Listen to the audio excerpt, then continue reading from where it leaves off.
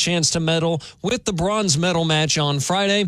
And USA women's basketball back in action today for the quarterfinals. They're facing Nigeria at 3:30 Eastern. It's time. You know what time it is? Game for Tuscaloosa's longest running sports show. The biggest goal of our team, especially in the first half, we at Bama, we're trying to be the best. Always is to win a national championship. Something cool to look back on. We don't want to waste a failure. You're inside the game. John Mechie on the ground. Appreciate your interest in the game. On your home for Alabama sports. Alabama wins. Tide 100.9 and streaming on the Tide 100.9 app. Powered by Tuscaloosa Toyota. And now, here's your award-winning host, Ryan Fowler. Here we go. How are you? Tuscaloosa, 24 days away. One Terrell Lewis away. One Kevin Turner away from Alabama Crimson Tide football. We are counting down the days. Brought to you by Alabama Credit Union, alabamacu.com. Checking, savings, mortgage, home equity loan, financing a vehicle, Alabama Credit Union. Reminding us to remind you, we are 24 days away. We are always powered by Tuscaloosa Toyota, TuscaloosaToyota.com. Today, we're going to dive into a lot of predictions because last week, we did the Jalen Milroe predictions. By the way, we will feature Jalen Milroe live and on the air coming up on Friday afternoon as he does a big promotion and a chance for you to go out and meet Jalen Milroe. We'll talk more about that as we get a little closer to time, but it'll be a free event. And we'll talk about that with Jalen Milroe coming up on Friday afternoon. I think 3:50 is our allotted time. And we're going to have a chance to break it down with a quarterback from the University of Alabama. So that's coming up on 3:50.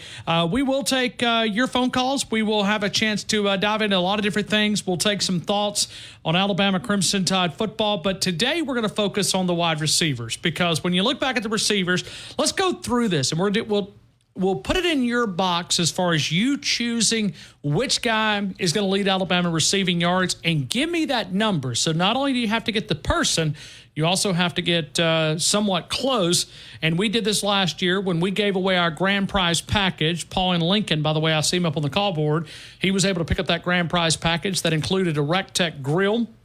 Also, the RecTech cooler. Thank you very much. Thank you very much. The Mark Smart gift package, the Rocky head-to-toe package.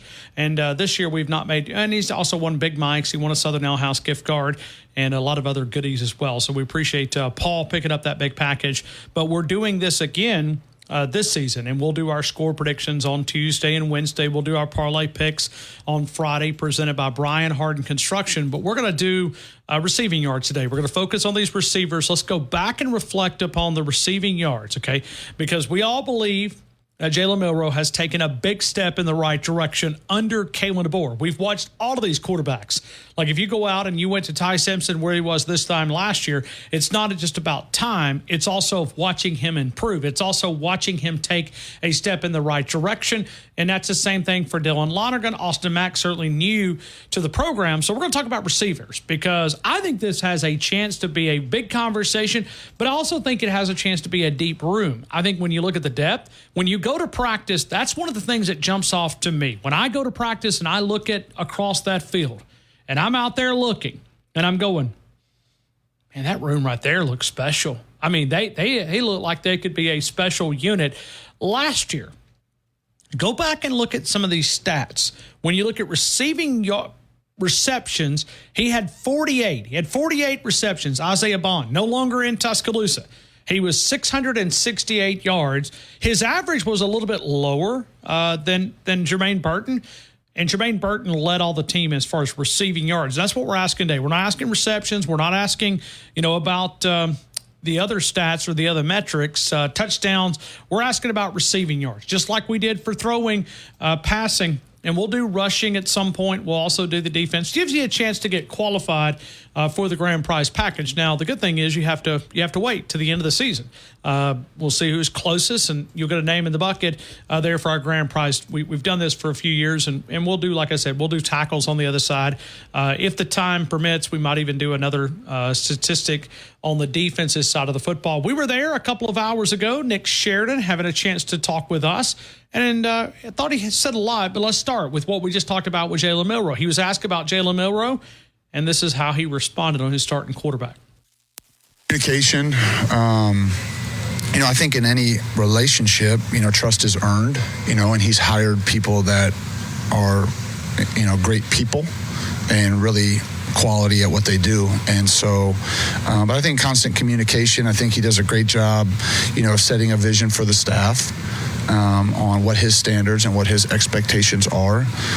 He's constantly holding us to that, and we have incredibly high standards collectively as a staff, and certainly the vision and leadership that he sets, we follow that lead. But I think he empowers the staff. He hires people that he trusts, and he's just, you guys all know I'm biased, right? But I love the guy. I think he's a tremendous head coach and a wonderful leader and great husband, father.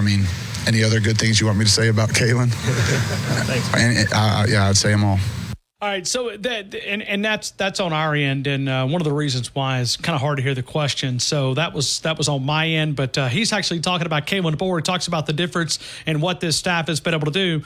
When you do look at this positive vibe and just kind of pencil in for what we were just talking about there with Kalen DeBoer, talking about his coaching staff and this energy that he's been able to create, a positive approach that I guess is a refreshing, because you can see the players are receptive to it. You listen to them, the way they talk.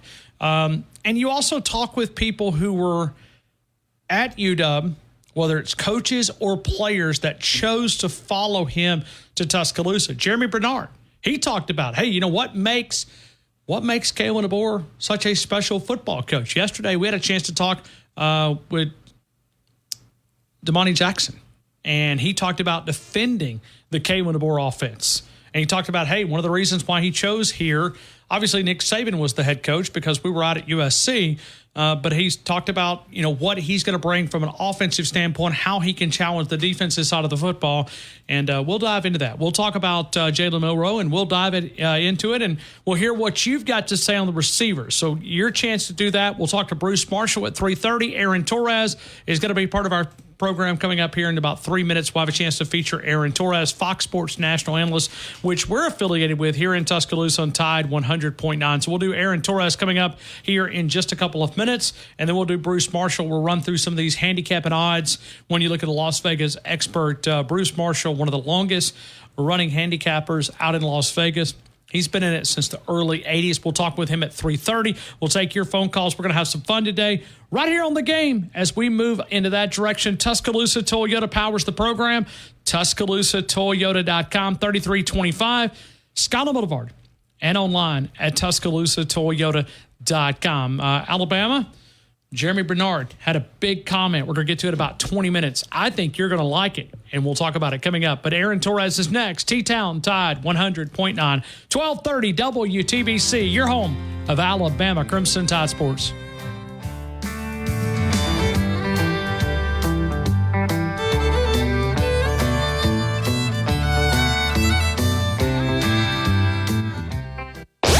This hour's West Alabama real-time news update from the Tuscaloosa Thread Newsroom. 25-year-old Keandre Lee Hawkins has been charged with capital murder in the fatal shootings of his mother, 62-year-old Antoinette Hawkins, and her 63-year-old boyfriend, McCran James Montgomery, in the 3700 block of 25th Place overnight. The Tuscaloosa City Council voiced anger at a racial slur used at Nick's original filet house last month. 7th District Council member Cassius Lanier told the family involved he did not believe that Jack Moltz's apology was sincere. And today is the first one, or find us on Facebook, Andrew Kniffer Agency. Once again, you can reach us at 205-722-9201.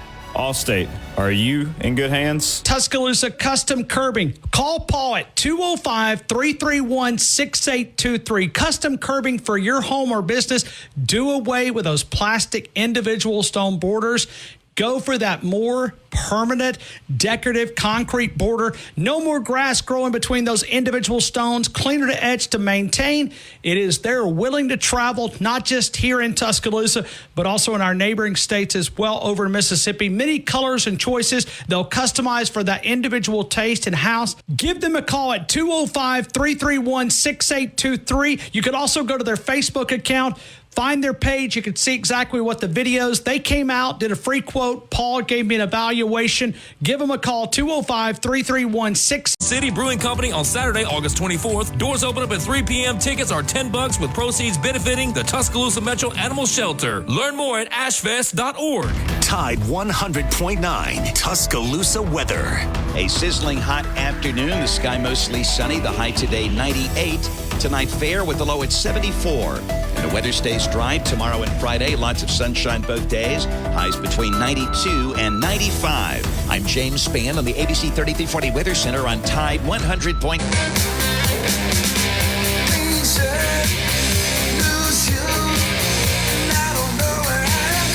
I've noticed my apparel has changed, right? It has changed from practice. I'm no longer a sharp dress person. I'm just trying to stay cool, okay? So nobody, if you see me around town, generally I wear a polo, right? A little bit of a, not dressing up, but at least a collar, right? Just looks somewhat respectful. But white, I've thrown that away. I've decided to go straight T-shirt because, and I want to thank Kalen DeBoer publicly for allowing us to go into the indoor practice facility because we are soft and it's currently 107 on the heat index. It's 96 degrees currently and 107 on the heat index. 107.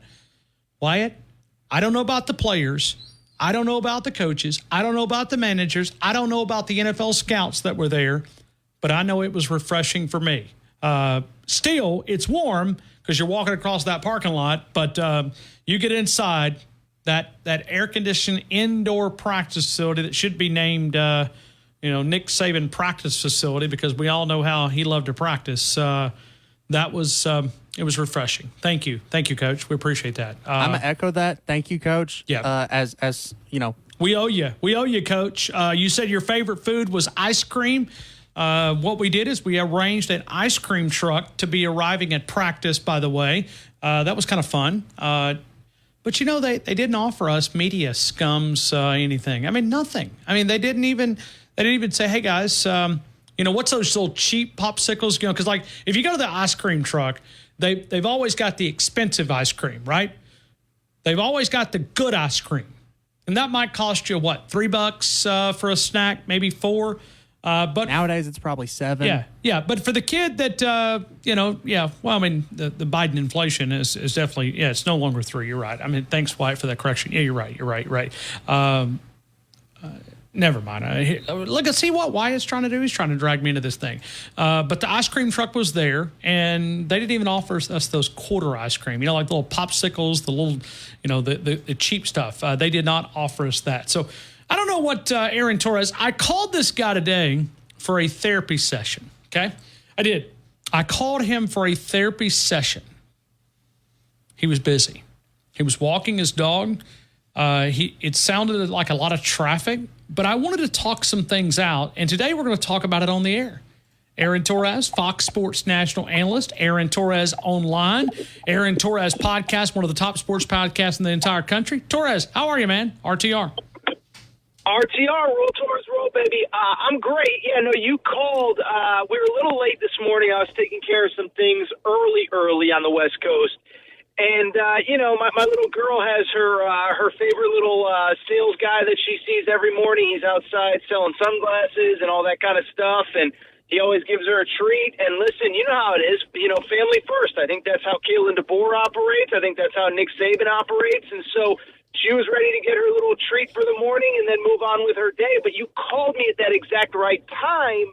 But conversely, I also couldn't call you back because you were too busy rubbing elbows with Kalen DeBoer and Kane Womack and Damani Jackson and Jeremy Bernard. I mean, you've been everywhere. You're the mayor of Tuscaloosa, right? Well, Torres, it has been and this is what I wanted to call and talk with you about. Okay. You got to keep in mind, we haven't seen practice other than now, and even when Nick Saban was here, we saw a lot of stretching. Let me tell you, I can tell you C.J. Mosley was one of the best stretchers I've ever seen in my entire life. Richie Ragland, I mean, listen, when he put that calf muscle out and he grabbed that toe I'm telling you, man, it was awesome. I mean, because that's what we used to see. Now, We're getting a lot of stuff. I mean, we're getting 25 to 30 minutes worth of practice. It's quite a bit. Okay. Great. How do you not get overwhelmed from observing things and going off the deep end? Because I've been on kind of the limb about a prediction here for this team, and the more I see practice, what would you say to your buddy in Tuscaloosa that just wants to go out on one of these big, bold predictions 6 days into practice? Well, first of all, obviously, if you want me to talk you off the ledge, obviously there's not much to compare to. But, I think the converse is true as well. Listen, first of all, I'm going to release my official playoff picks next week. Oh, yeah. But I bring it up because, I think you and I are both higher on Alabama coming into the year than a lot of people. But are we really, though? I was actually a little surprised. Now, I know the coaches poll, maybe it's not really coaches voting and it's the sports information directors, whatever. But to see Alabama come in at number, 5 or 6? I can't remember. It was 5, right? Number five.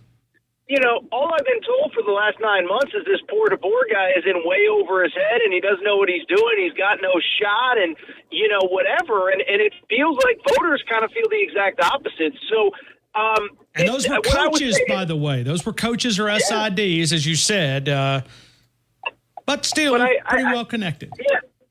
No, and I think what it speaks to, I do think, listen, I think the recruiting stuff, I know – obviously, 2025 recruiting doesn't correlate at all to anything that's going to happen on the field, but I think it kind of proves that the guy is not in over his head. And then I think when you realize, and you and I realized this pretty much week 1, that he wasn't going to be in over his head, but it took everybody a little while longer. That's okay. But once you realize that he isn't in over his head, then all of a sudden you start to realize, well, wait a second now. If he's not in over his head, he's one of the best game day coaches in the sport. There's a lot to like. And, by the way, he returned a lot, too. And I think in this portal era, I mean, listen, it's ironic. I was talking to somebody about Washington, the school that he left, and admittedly they lost a lot of players to the pros, et cetera. But they only returned one starter from last year's team, which is an insane thing to think about. So the team that played for the national championship isn't going to be anything like the team that takes the field week 1 for them, whereas you have a team in Alabama that, frankly, there's just a lot of familiar pieces, starting with the quarterback. But I think all those – that's like the longest answer ever. But I think all of those factors are probably why maybe people are starting to come around on the idea that, you know what, maybe it's not time to write the obituary on Alabama football just yet. All right, so when you look at this Alabama team, though, there's some dynamics of this that are setting up. Now, the one thing that I would kind of be cautious on, and this is the one area that kind of keeps me in the back of my mind, is the depth. Depth at several positions is just not there. And I don't know if that's just the new college football. I know that it's a coach transitioning to a new coach, and you get that 30-day window where players can leave. That's the area of concern for me, is the depth, because if you're going to have injuries are going to be part of your team, unfortunately. If an injury happens at a certain position, this Alabama team could be in trouble. So I agree. I think that's applicable to 131 Division I college football teams. Or 130.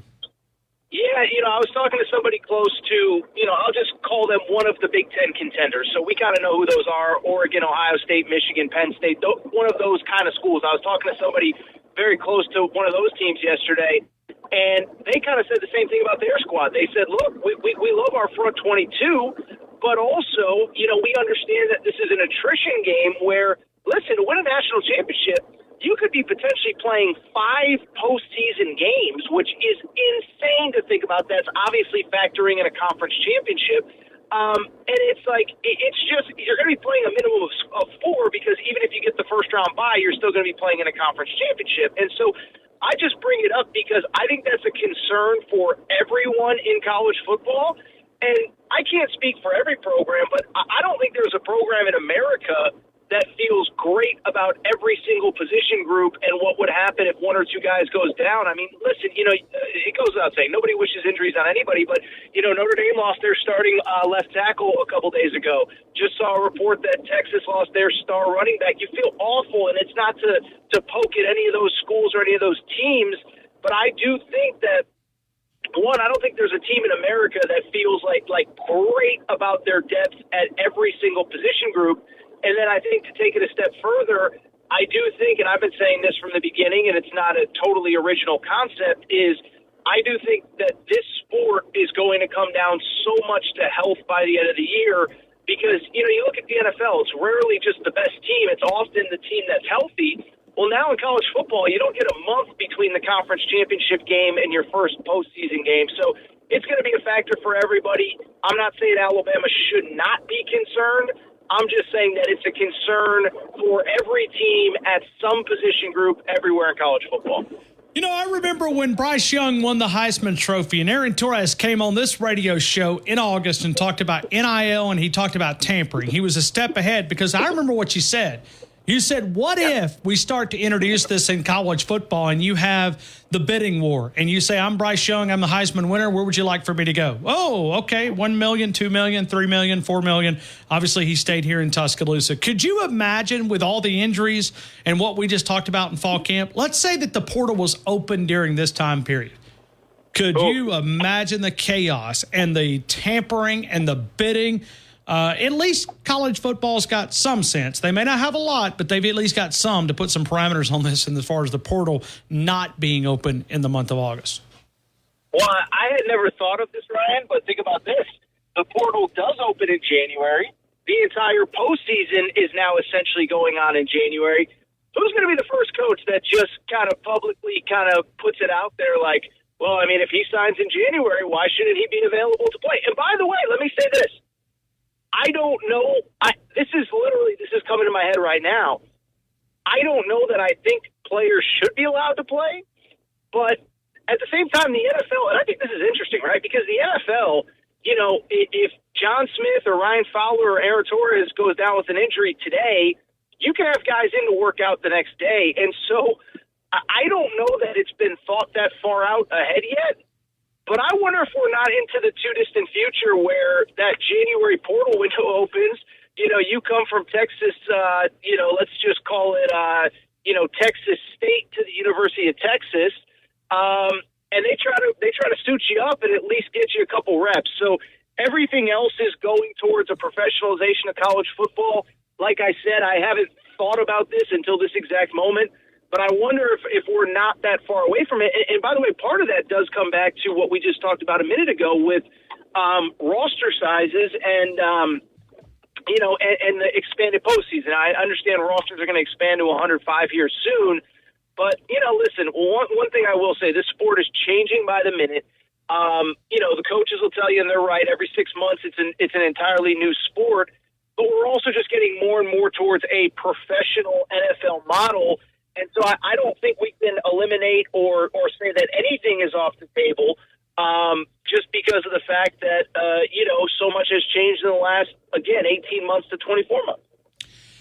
Torres, I noticed that you were, and remember now, when we get these camps started, you've done this, when you almost dial in and you don't focus on anything. And I want to maybe ask you to kind of summarize some things. But I noticed that yesterday you were kind of going off on the mothership, as Dan Patrick likes to refer to him, up in Bristol, Connecticut. What was all that about Michigan and all that?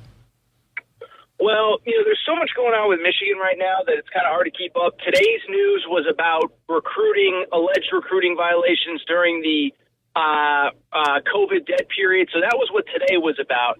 But also, the NCAA is currently, quote unquote, investigating the Connor Stallion sign stealing stuff. And, I've been pretty vocal about it in that, I think they were actually punished last year. Remember, people forget this now.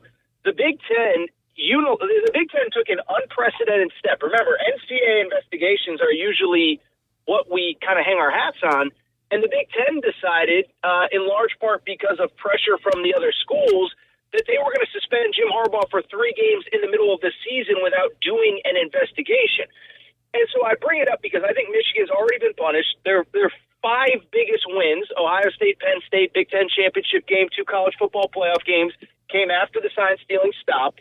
But the NCAA is investigating it. And so, ESPN keeps pushing out these reports, but the report that they had the other day basically insinuated that they have seen Michigan's notice of allegations before Michigan's seen it. And so it feels very much to me information is being leaked to ESPN to try to make Michigan look bad. I don't like it. That was what that was about. And all you got to do is just go ahead and look at the actual article. Listen, I think one thing about me, Ryan, you know me, I try to treat everybody fairly. I try to I try to cover everyone fairly as well. But I also don't like dirty pool, and that's, there's some outside of sports elements that you could reference when it comes to that. But I don't like media manipulation. And one thing I never do is I never hold water for anybody. I never put out a report because somebody tells me to. I look to share the truth all the time, and it feels to me like the NCAA is working with ESPN to try to smear Michigan. And again, all you got to do is look that big report that came out on Sunday. The ESPN acknowledged that they saw the Michigan report before Michigan has actually seen it.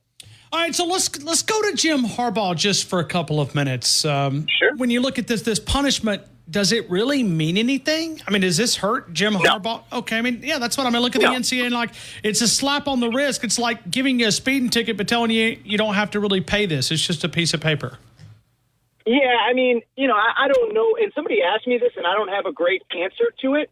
Is that the NCAA, I don't even know why they're doing this, because to me, if you just look at it, is that Jim Harbaugh is obviously, one, he's off to the NFL, but two, I think as importantly, we got to remember, this is a guy that just got a big lucrative contract, and I don't see the scenario where he really wants to coach college football again, but then two, on top of it, you give him a 4-year show cause, okay, like, I think he could go 0-17 as the Chargers head coach this year and probably 0-17 next year. He's not coming back to college football. So, and that's obviously happening. So, today, I don't know if that was about the NCAA trying to still prove they have power. I shared on my social media feed the reaction of Jim Harbaugh's lawyer that basically said, this is like your high school principal trying to punish you because you didn't sign somebody's yearbook when you've already gone off to college. Or there was some great analogy in there. But, listen, I've been a defender of the NCAA through the years, but we all know that their power is not only limited, but basically non-existent at this point. And so I just, whatever. I guess you have to punish them, but to puff out your chest like you made some incredible there's an incredible justice that has been served today, in my opinion, is just ridiculous. Yeah, and I know this show cause is kind of a trend of the world, but I'm ready to throw out a show cause for the NCAA. I mean, I'm just tired of them. I'm tired of the way they govern college football. I'm tired of the way that they are so hypocritical. I've had enough. And now it's been 20 years since Alabama got hit in the mouth with the NCAA, but it's just the hypocrisy is just too much. It's too much. No, we know they have no power. None. And it's just, listen, we know that Greg Sankey and to a smaller degree, Tony Petitti, the Big Ten commissioner, run college sports. And that's okay. It's a new world. But I think everybody kind of accepts, and listen, you and I have had, dozens of conversations through the years about how far do we want to take this? Is it just going to be a minor league for the NFL? How much professionalization of college sports is too much? But I think we all seem to agree that whether we like it or not, again, Greg Sankey and the SEC, the Big Ten are running this thing. They're making the rules. They're whatever. And so, one, I just don't even know what the NCAA is even doing at this point. But two, to try and pretend as though you have some degree of power, I don't get it. So very, very weird behavior. I don't really have much else to add because, for years I sort of defended them. But I'm on the side of the common man and the people now of, like, enough is enough. Like, just name Greg Sankey the president of the NCAA, but let him run the SEC because that's basically what's happening right there. So, Torres, if an ice cream truck pulls up to your place there in L.A. and they say, sure, Torres, Fowler bought this ice cream. He's already picked up the tab. Where are you going? Because the ice cream truck came to the practice facility today. It was there. It was there. I mean, ice cream truck was there, but They didn't even give us those 25-cent popsicles. Those little ices that, the kid that walks up that doesn't have any cash and says, hey, what can you, here you go. I mean, they didn't even offer us that. I mean, I thought Kalen DeBoer was nice to the media. Kalen DeBoer, he's softening you guys up, man. Come on now. We didn't get ice cream. We did not get ice cream. They didn't share. I mean, was that a reverse psychology? Like they think you're going to get ice cream and then you don't, and that makes you hungrier to do the job better next time? Okay, or what does that mean? So I'm at the practice and we're wrapping up, and I hear this little the ice cream tone that the ding ding ding ding ding ding ding ding ding, and I'm like, what is that? What is that? Oh, it's the ice cream truck. Come into practice. Following practice. So yeah, but no. Oh, you didn't get ice cream though. No, I mean, it was a tease. It was a big tease. It was just a big tease. That's what I mean. Is this a reverse psychology from Kalen DeBoer? Like, if you don't say nice things about me, you're not getting any ice cream? It could be. Or what is this? But, I mean, there's really been nothing negative to say. I mean, there's nothing there's a positive vibe in Tuscaloosa, Torres. I mean, I don't know where you're going to pick Alabama in this college football playoff, but just don't underestimate the Tide. I mean, I think I'm literally the last person in America to do that. No, I mean, I'm excited. I saw your interview with Jeremy Bernard today. I know he had a media availability where he said you're putting up 40 a game. And listen, that guy knows good offense and good quarterback play. So if that's what he says, I'll take his word for it. But, listen, I go back to what we talked about with the depth concern. And that's you could extrapolate it out to whatever, which is pick a team. And it's not just depth. Everybody's got questions. And so people, Alabama, because it's one of the two or three, if not the biggest brand in the sport, and because they have a new coach, people are kind of picking apart their deficiencies. But, should we have a conversation about LSU's defense? Should we have a conversation about LSU replacing a quarterback? Tennessee's got a first-year quarterback. I think Georgia's in pretty good shape, but their schedule gets tougher without division. So, everybody's got issues, and, Alabama's kind of got those first-world issues that everybody would like to have. Well, and 3 years from now, this is going to be the conversation. Kirby's defense against Kalen DeBoer's offense. Ooh, yummy. I like that. No, that's great. You're right. That's where we're going to be. 3 years from now, we're going to be breaking down Kirby's defense, Kalen DeBoer's offense. This conversation is not going away. No, I mean, real quick, I'm kind of curious. Your former rival that hasn't been a rival in a while, are you guys taking notice? I mean, I feel like Josh Heupel's kind of lying in the weeds there. I think it speaks to a larger thing. I think the SEC, the middle of the SEC is kind of on the come up, but I think that's a good metaphor. It doesn't have to be Tennessee specific, but I think the middle of the SEC is really, the cream is starting to rise in that kind of Ole Miss, Tennessee, Missouri tier. You know what I mean? So, all right. So the other part is, I like Josh Heupel. I just don't want you to tell these Alabama fans because I don't want them to throw eggs at my house or anything. I really like him. I think it's hard to like anybody that wears orange in this state, but he's a likable guy.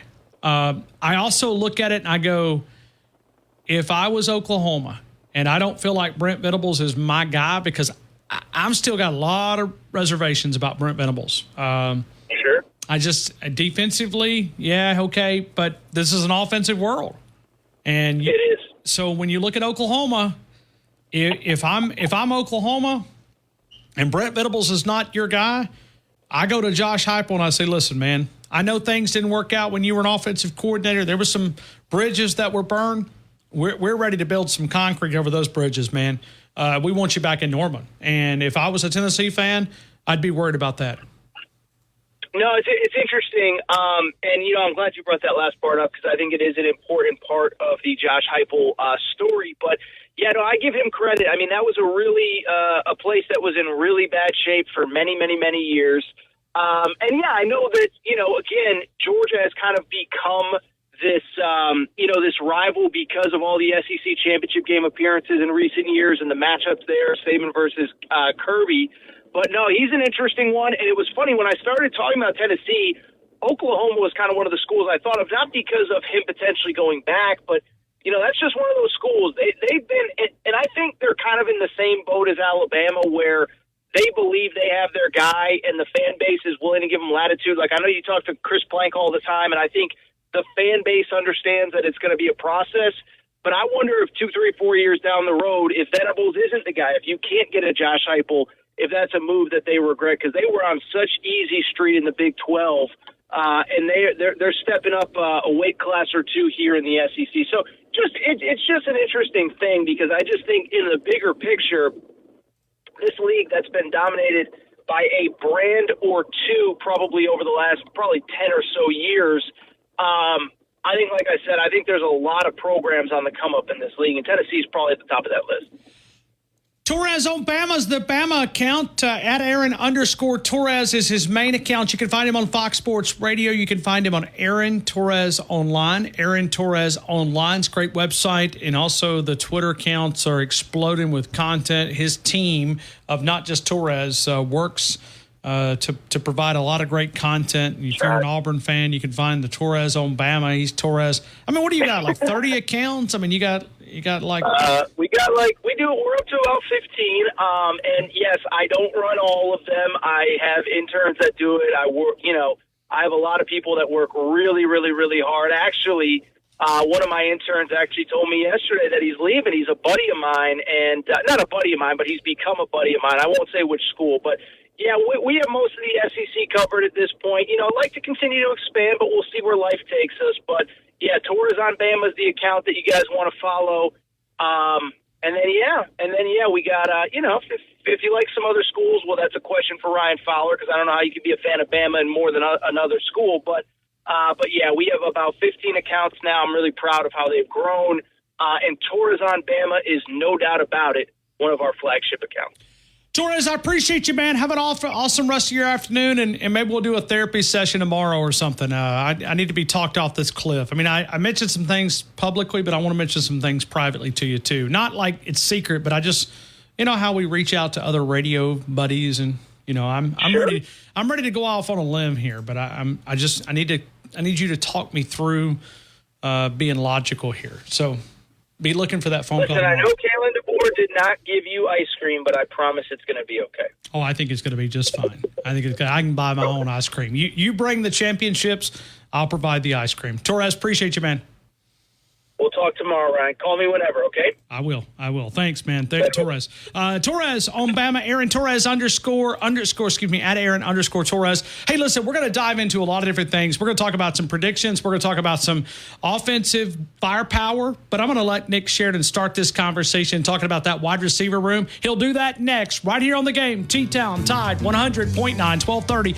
WTBC, your home of Alabama Crimson Tide Sports. Deal or text DEAL to 511-511. Text DEAL to 511-511 today. All dogs are unique. Your dog results can and will vary. Message and data rates may apply. El Gran is the great Mexican place in Winn-Dixie Shopping Center. Go over and see my friends Carlos, 205-391-4555, 62 McFarland Boulevard, Monday through Thursday from 11 until 9:30, Friday and Saturday 11 until 10:30, Sunday also open 11 until 9. You'll find the great daily lunch specials. You'll find great entrees, including the great fajitas, great desserts. The kids menu, always welcome. The call-ahead orders as well.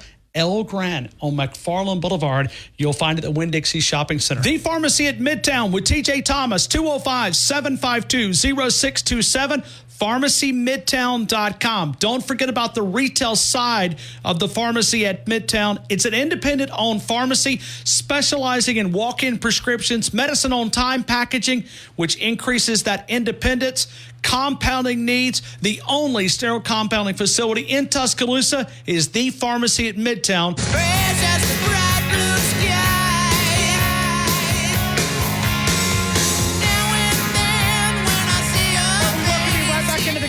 In Tuscaloosa, Tide 100.9, 1230 WTBC, R&R Cigars, 2703 6th Street, downtown Tuscaloosa. Relax and recharge. Relax and recharge. After a few days of practice, we may need to go relax and recharge. Cigar Mansion would be a great place to do it. The HD TVs, home theater seating.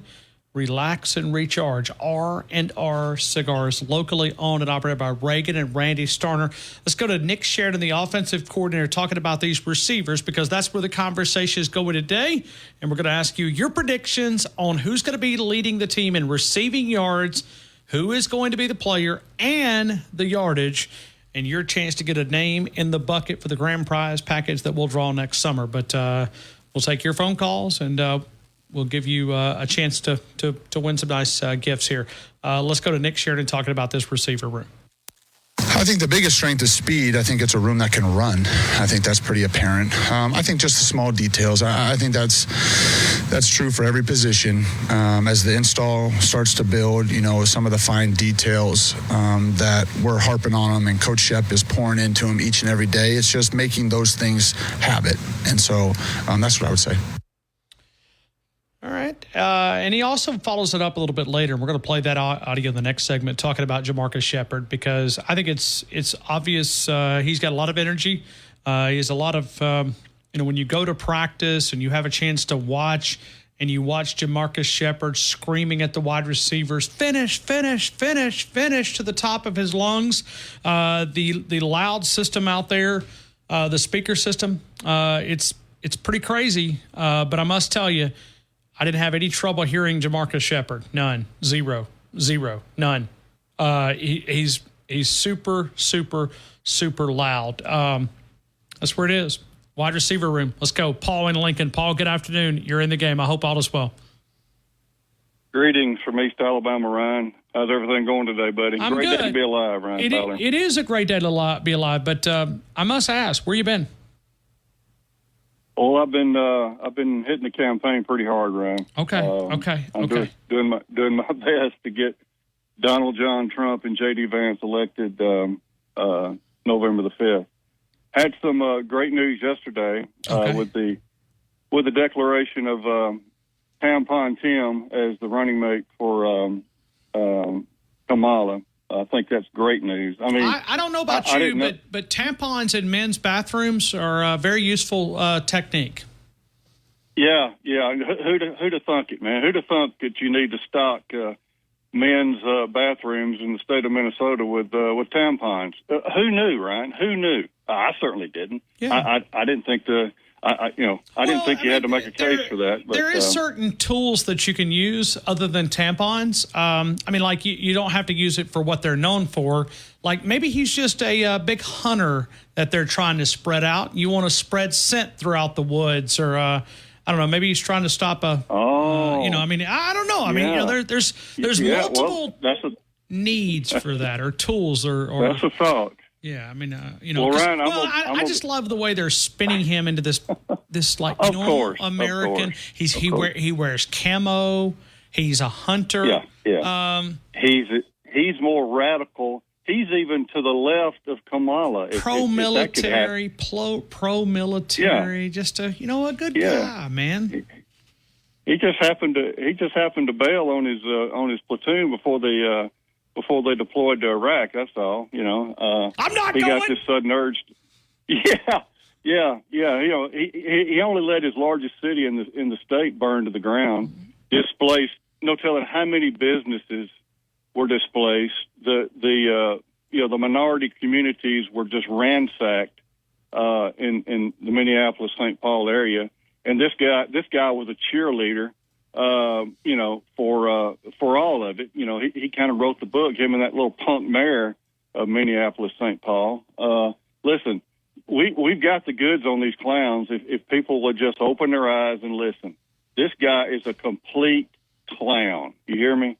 I think don't you kind of have to be on that side of the ticket? I mean, to be able to please that base. You have to be, right? I mean, you've got to be a nut. I mean, let's just call it what it is. I mean, you got to be a radical. You got to be extremist. You got to be a progressive that we've never seen. There is no moderate movement to the left. There is no middle ground. You're hanging off of the Grand Canyon on the left side of it. Anyway. Here we go, Paul. Well, hey, buddy, I'm doing my best, Ryan. I'm calling people in these swing states. Whether they listen to me or not, it's no big deal. I'm trying to do my part to make America great again. Roll Tide, RTR, Roll Trump, roll. I guess it was last week, Ryan. I I said that you asked about Jalen Milroe's passing yards, and I predicted 1,000 yards to the yard he would increase his productivity passing. I think it was, I think I said 38-34. It was 28-34, I believe, in 23. I think it was 38, I guess 38-34 for Jalen's passing, which is 1,000 yards, which is quite a bit. So we're talking receivers with the receiver with the what we think is the most yardage, right? You know, and here's the thing. I'm ready for somebody, because I'm thinking about going out on a limb and making a big prediction, but I want to wait. I want to get through this first scrimmage before I do this. Okay. I mean, I'm close. Okay. And I talked with a couple of different sources in the last 24 to 48 hours. Wink, wink. I think they like what they have. I think some people in that building have taken note. Maybe they're a little bit better than what they anticipated. So, I want to see if anybody's willing to go out there on a Ryan Williams. Ryan, you want to say Ryan Williams so bad. I can tell it in your voice. That's your guy. That's your guy, Ryan. Smooth, that's baby. Listen, he is just the video I've seen, which is not much, but it's more than what we've previously had. Smooth. This guy is. You're right. He is a smooth operator. Nothing like a freshman. He doesn't. I mean, he doesn't. He doesn't look anything like a senior to be in high school. Could you imagine as a I don't know what Sarah Land as far as quarterback production, but could you imagine him going up against high school defensive backs with a true, let's just say he's a lower tier Division I quarterback, just an average. I mean, just throw it up, let him go get it. Yeah. Well, I think we saw that, 2 years in a row, he was Mr. Football, as a sophomore and junior. And he would, who's to say he wouldn't have made it a three-peat, But it's not just him, Ryan. I mean, this is a good-looking football team. White's got something to add to this. White, jump in. That Saraland quarterback is currently committed to Stark in Texas for 2025 as well. Okay, so he's probably crying all the way to the bank. He's like, no, why did you leave me? Why did you leave me? Why? Hey, I guess Sark's going to find out if he's a real quarterback or not. Because, Paul, don't take this the wrong way, but I believe I could throw to Ron Williams. He's throw it up in the air and say, "You go get it." Yeah, he's. He makes the hard catches look easy. And listen, I know that's up against air. I understand that. I really do. But he's doing it just on the foot, just on the hoof. This kid he's the real deal. And that receiver room, they look a lot more physical. They look faster. And listen, I have to preface everything. We have not seen him play one game yet, but listen, and I have not seen hardly any of the other teams in the country. I've seen some video of a few in the SEC, but I have yet to see a team on the hoof that looks as good as Alabama does. And that's just me. Listen, that's just me. And but they look very impressive. And it seems to me, Ryan, that this coaching staff, they like coaching together. They genuinely seem like they like one another. They enjoy the competition at practice, and they have nothing but the best thing to say about Coach DeBoer. And I said as soon as this coaching staff was assembled, I thought this was going to be better than any of the last two coaching staffs that Coach Saban had, and I still believe that. This coaching staff to me is very, very impressive, and probably because we get to hear them talk. Amen. We finally get to hear these coordinators and these coaches. Have you get to hear them in the media and radio interviews and stuff like that. So we were starved for stuff like that, and I'm glad I'm glad we've got what we got so far. But give me your guy. Yes, I'm gonna go ahead and say Jeremy Bernard. Okay. I think that's. I'm gonna go 903 yards. Okay, 903 yards. Jeremy Bernard, by the way, today he had a big clip that I put up on the audio, and we're going to hear that coming up in a couple of minutes. But he believes in this Alabama offense. Why not? Paul, I appreciate you, man. Roll Tide. Roll Tide and roll MAGA. Roll Tide. Paul and Lincoln helping us out there. We'll continue with more. Jamarcus Shepard, what makes him the top the wide receiver coach in the country? I'll let Nick Sheridan explain in the 3 o'clock hour. Bruce Marshall joins us in about 35 minutes. We will take more phone calls coming up. Pat in Tuscaloosa, get ready. We're coming to you next. T-Town Tide 100.9, 1230 WTBC, your home of Alabama Crimson Tide Sports.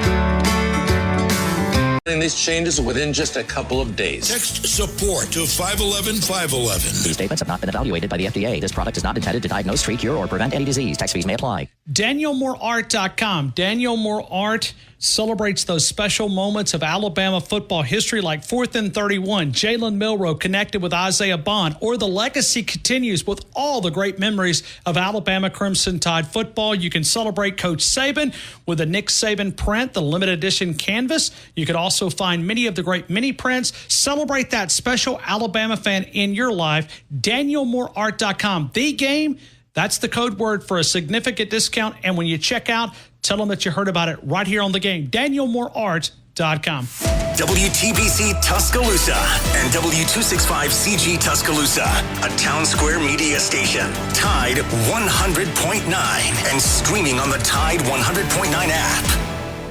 From the Fox Sports Studios in Los Angeles, here's Monse Bolaños. At the Olympics, American sprinter Quincy Hall does it.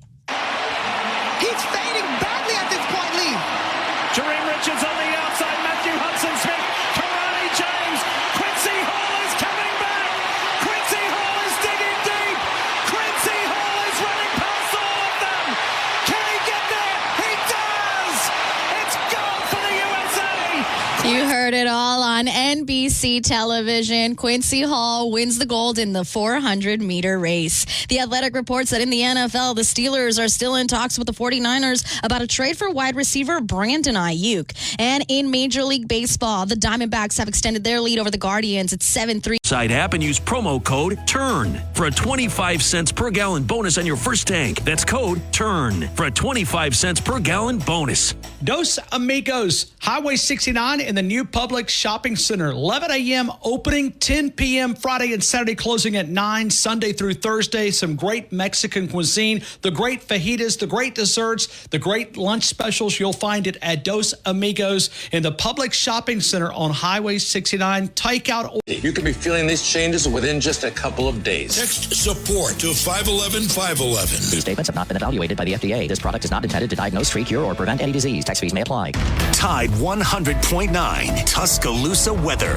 A sizzling hot afternoon. The sky mostly sunny. The high today 98.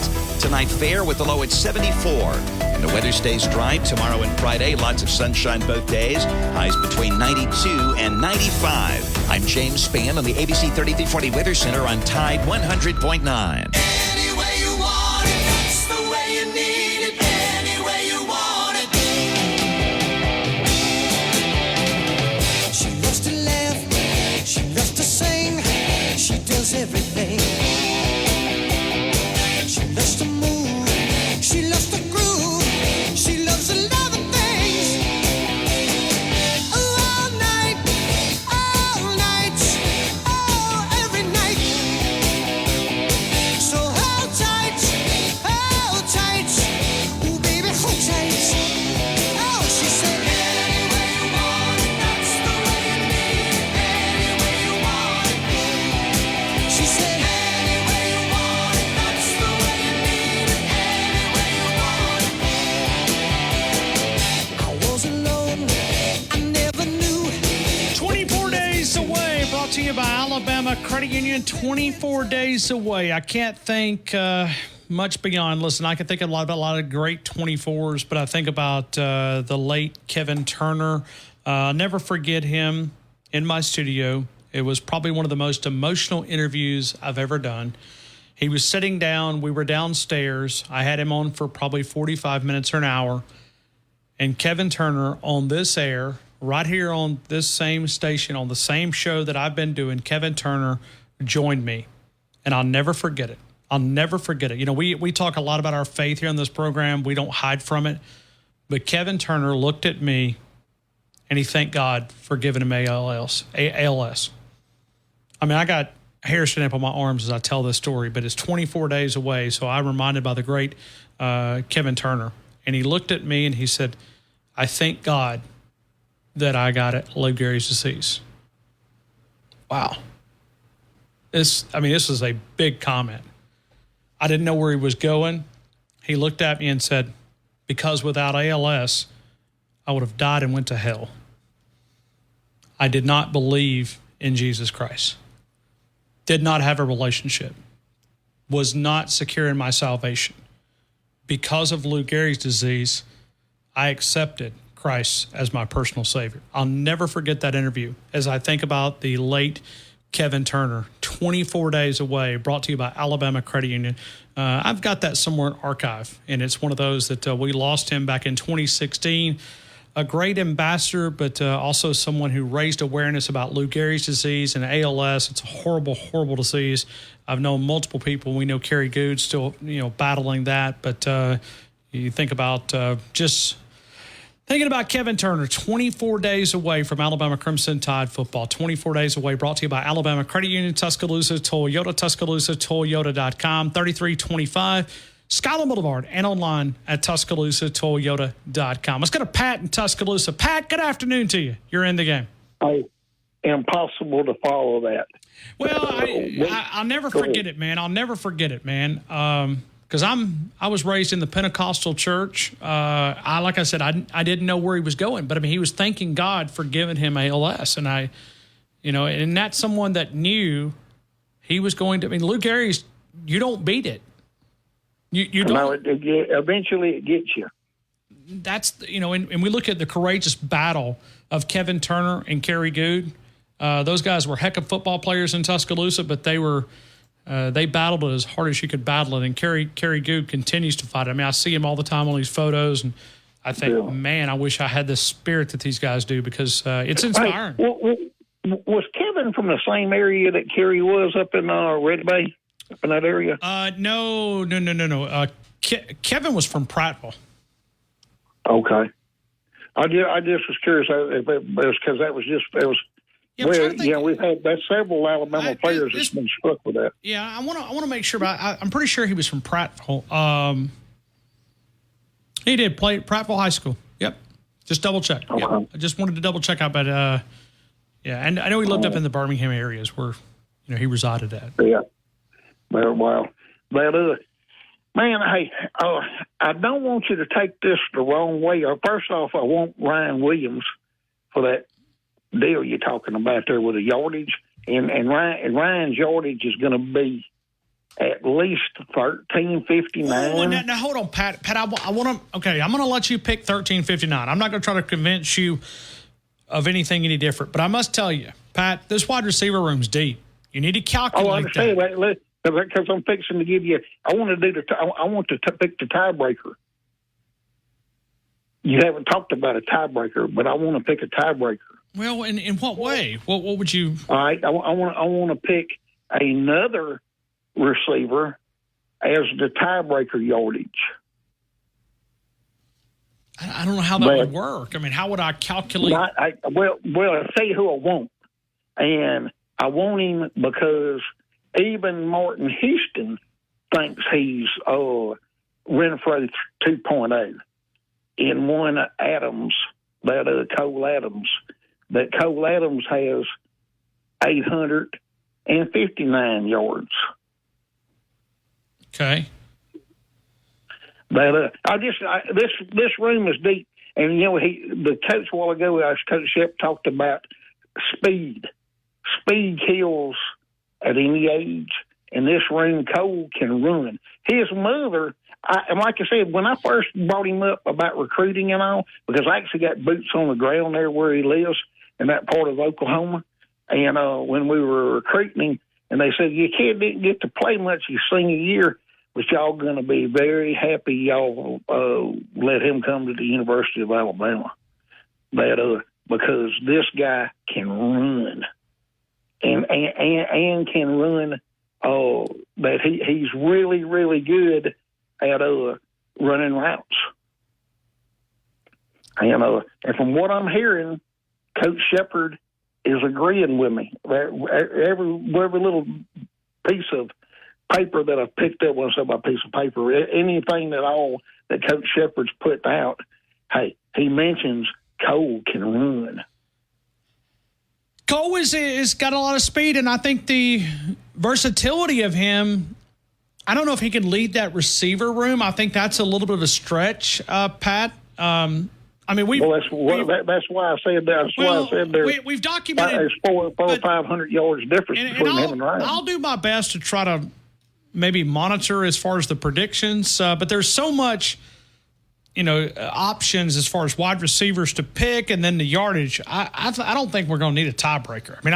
I'm going to put you on record. I'm going to write it out here to the side. Cole Adams is number 2, but I just don't know if we need it.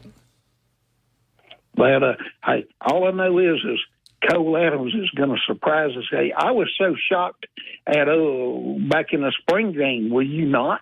Cole's production in the spring game was pretty good. And I really liked Bray Hubbard in the defensive backfield, believe it or not. Hey, because you don't get to be Mr. Football in Mississippi 2 years hanging running without being a good athlete. This team's deeper than I think a lot of people anticipate. They're young, but they're also. Well, that's what I'm talking about. This defensive group. I think that people signing Alabama's death warrant are way, way exaggerated. What was it that Samuel Clemens said? My death has been highly exaggerated. Was it him, or who was it said that? I don't have a clue. You don't remember who said my death has been highly exaggerated? I do not.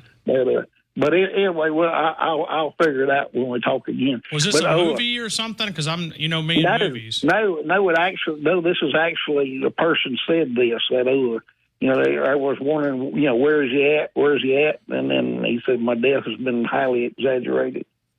But he wasn't dead. And but anyway, back to that. It says Mark Twain. Mark Twain. Yeah, Mark Twain. That's what I said. Samuel Clemens did the job, Pat. But hey, thank you, Google. Thank you, Google. I just want to say. There you go. But one thing about it, I was pretty sure about that, but I wasn't positive on it. But Ryan, I really do like Ryan Williams to be able to have an extremely good year.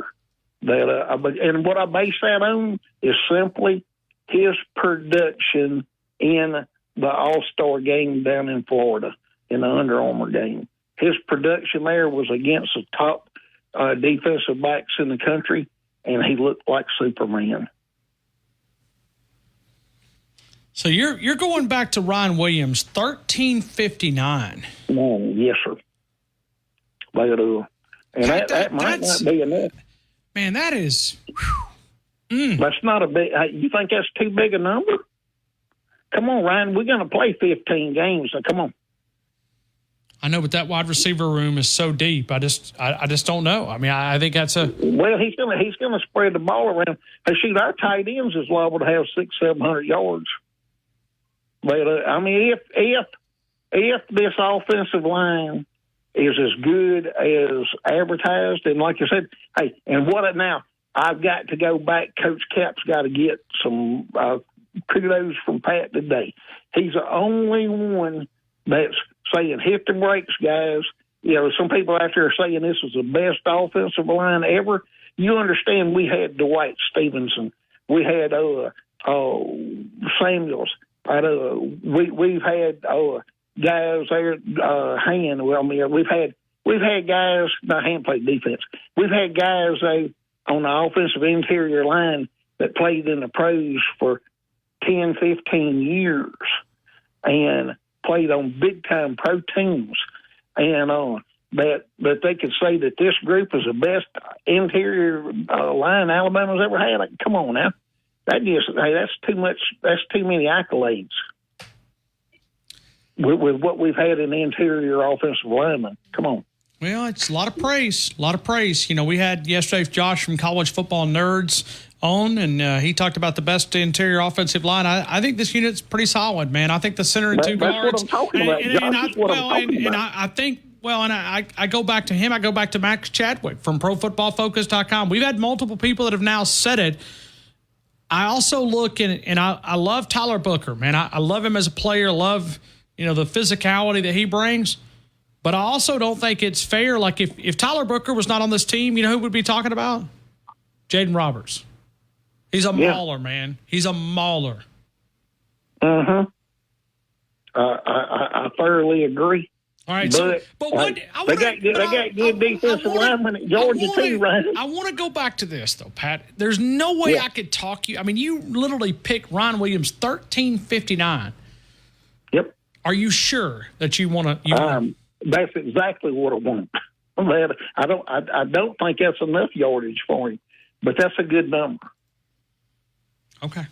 Watch somebody pick 1360 and beat me. Well, that's just part of it. That's part of coming in early. Somebody got him. Yeah, somebody got him the other day. That was like, I looked back and it was like 1 yard. It was like 1 yard difference. So we had to change one of the predictions, or we had to ask somebody to go up on a different number. But hey, man, I appreciate you, Pat. I hope you have a great rest of your day, man. Thank you. You have a blessed one, Ryan Fowler. Great things are happening at DCH for over 90 years, serving West Alabama, the University Boulevard, the regional medical center that not just serves our community, but also the surrounding counties as well. It's a level 2 trauma center, trauma services, women's services, cancer services, women's services, orthopedic services, DCHHealthSystem.com, the Northport Medical Center, and also Fayette Medical Center. We're coming back. D-Non, get ready. We're coming to your way in 3 minutes. T-Town, Tide, 100.9, 1230 WTBC, your home of Alabama Crimson Tide Sports.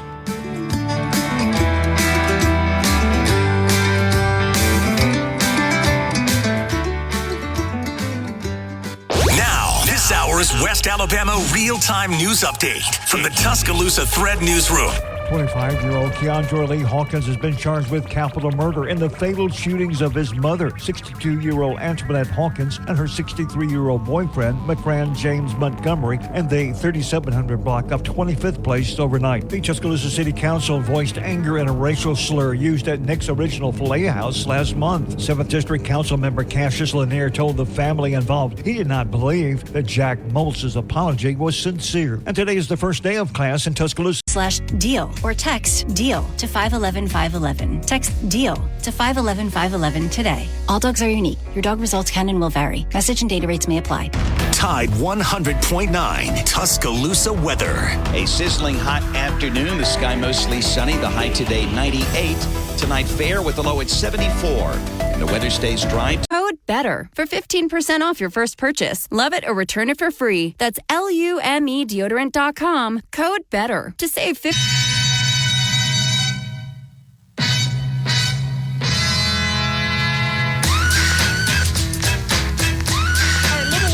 Time. We got Bruce Marshall coming up here in a couple of minutes. He'll be our only other guest. We had Aaron Torres, and then we'll end it with guest, and we're going to be free the rest of the way. But let's go to D-Non. D-Non got about 3 minutes. Let it rip. I hope all is well, my friend.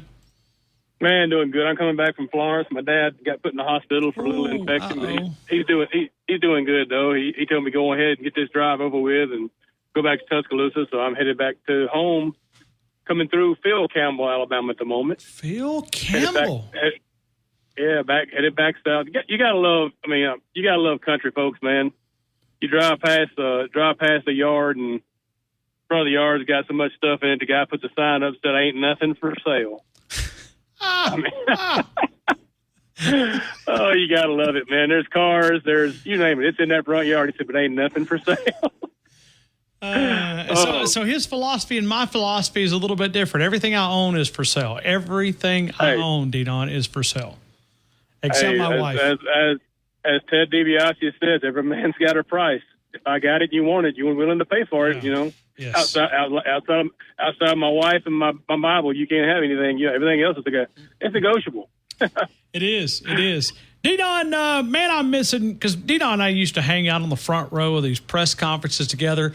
D-Don, it's a little different in this Kalen DeBoer system. Wow. I think that pre-press conference conversations are like a little less intense from a media standpoint, put it that way. Well, and the biggest thing, and you know, I didn't ask a lot of questions, Nick Saban, because he didn't answer a lot of questions. I mean, you would ask him a question, and he would go completely opposite. I think a lot of people, because, you know, for the beat reporters, they must ask these questions, and you don't know where he's going to go. You don't know where he's going to take your comment. Yeah, and, you know, and the thing about it is, you know, as well as I do, I won't mention any names in the past, but there were certain media guys, I think they tried to ask that question. They did. Just to get Saban to get that moment, just to be the one to ask him that question. And there's a few of them that done that, and they got pretty good at it too, though. Yeah. But, yeah, the caller before me, man, he stole my guy. I mean, I really think, and the thing about it is, though, like I think you were trying to pull him back in a little bit. I think there's so many receivers, and he mentioned tight end. I don't think we may not have a receiver over 1,000 yards this year, because, I mean, I think Kalen DeBoer's offense is going to spread the ball around so much. Yards after catch is the reason why I'm going to pick Ryan Williams, because of the David Palmer thing. They design things to get Palmer. A lot of these folks that call him may not understand. You may not, he'd take a 2-yard pass and take it 75 yards. So I think that might be Ryan Williams' big thing is the yards after the catch. You know, it still goes down as a pass and passing yards, but that yards after the catch may put him over the edge. But then again, like I said, we may not have a guy over 1,000 yards in the entire receiving corps. D-Don, where are you going with your prediction? I'm going to go ahead and go with Ryan Williams, about 879. See, I think that's okay. If you're going to go there, I think that's a fair number. I think, listen, I mean, 1359, I mean, heck, you're not too far away from Devontae Smith's Heisman campaign. I think that's a little unfair to Ryan. Well, I mean, and they're going to spread the ball around. And like I said, it's purely off the yards after catch. I think he'll produce yardage after the catch, and I think they'll do things to get him the ball. And it might not, I mean, you'll send all the receivers, everybody down the field deep, and just dump it off to him, let him get as many yards as he can. Take the sure thing, but with him, it's not a sure thing. So I think he spread the ball. It's going to be fun to watch. We haven't had this, I'm going to say problem. We haven't had this joy in a while to have all these receivers and a offensive side and mind of the ball until, you know, since Lane Kiffin was try to get the ball to as many folks as you can. I think we have the freedom to do that now, where maybe Lane still had a little bit of a leash on him, I guess, in a way of saying, I guess. Yeah. Hey, D-Don, I got to get to this guest. I got a guest coming up here in a couple of minutes. I always appreciate you, man. And hey, take care, man. God bless. Thank you. D-Don helping us out there. Bruce Marshall coming up next. T-Town Tide 100.9, 1230 WTBC. Your home of Alabama Crimson Tide Sports.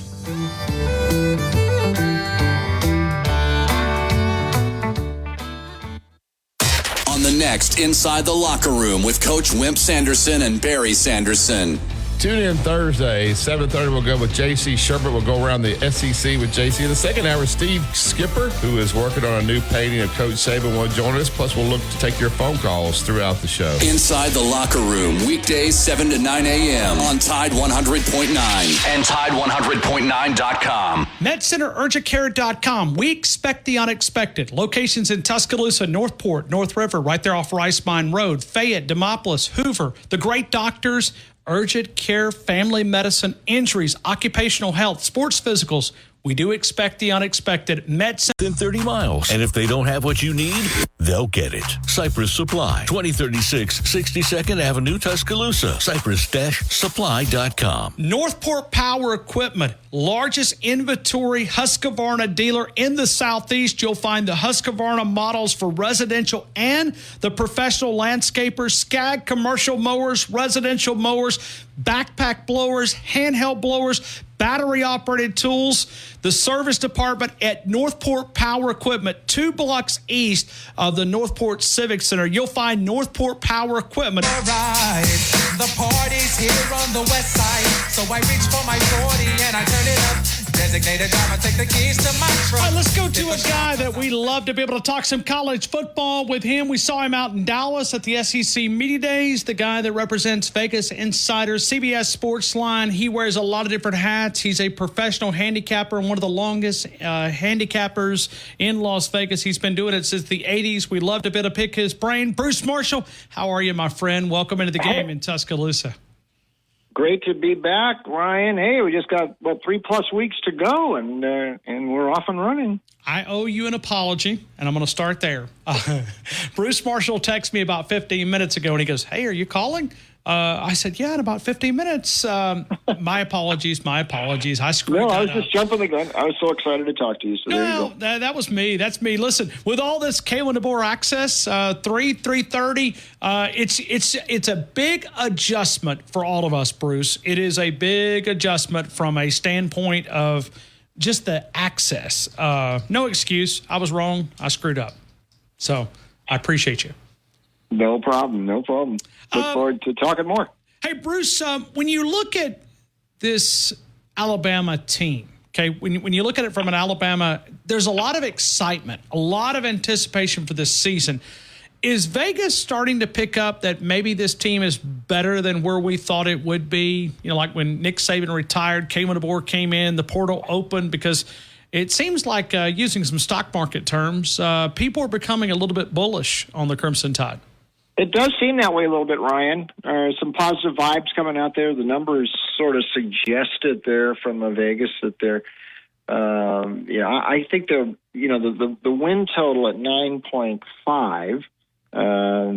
I think there's some overaction on that, specifically. I do get that feeling, and a lot of stuff right now is we're into August and we're starting to look at the schedules and things like that.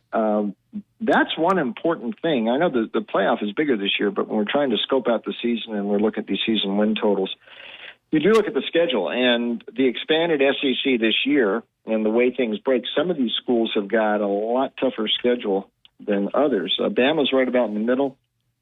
But look at Georgia. I mean, look at where they've got to go on the road this year. They got to go to Tuscaloosa. They got to go to Oxford. They got to go to Austin. That doesn't count those games against Clemson and in Florida, neutral sites. So the schedule seems to be, suggesting Bama might have a little better road than some of these other teams too. Yeah, and Bruce, when you look at it, though, and we've asked you before, but, our audience floats in and out so many different times. You're a guy that was kind of giving us a lot of insight of Kalen DeBoer and how much you think of him as a football coach back in the spring when you and I visited.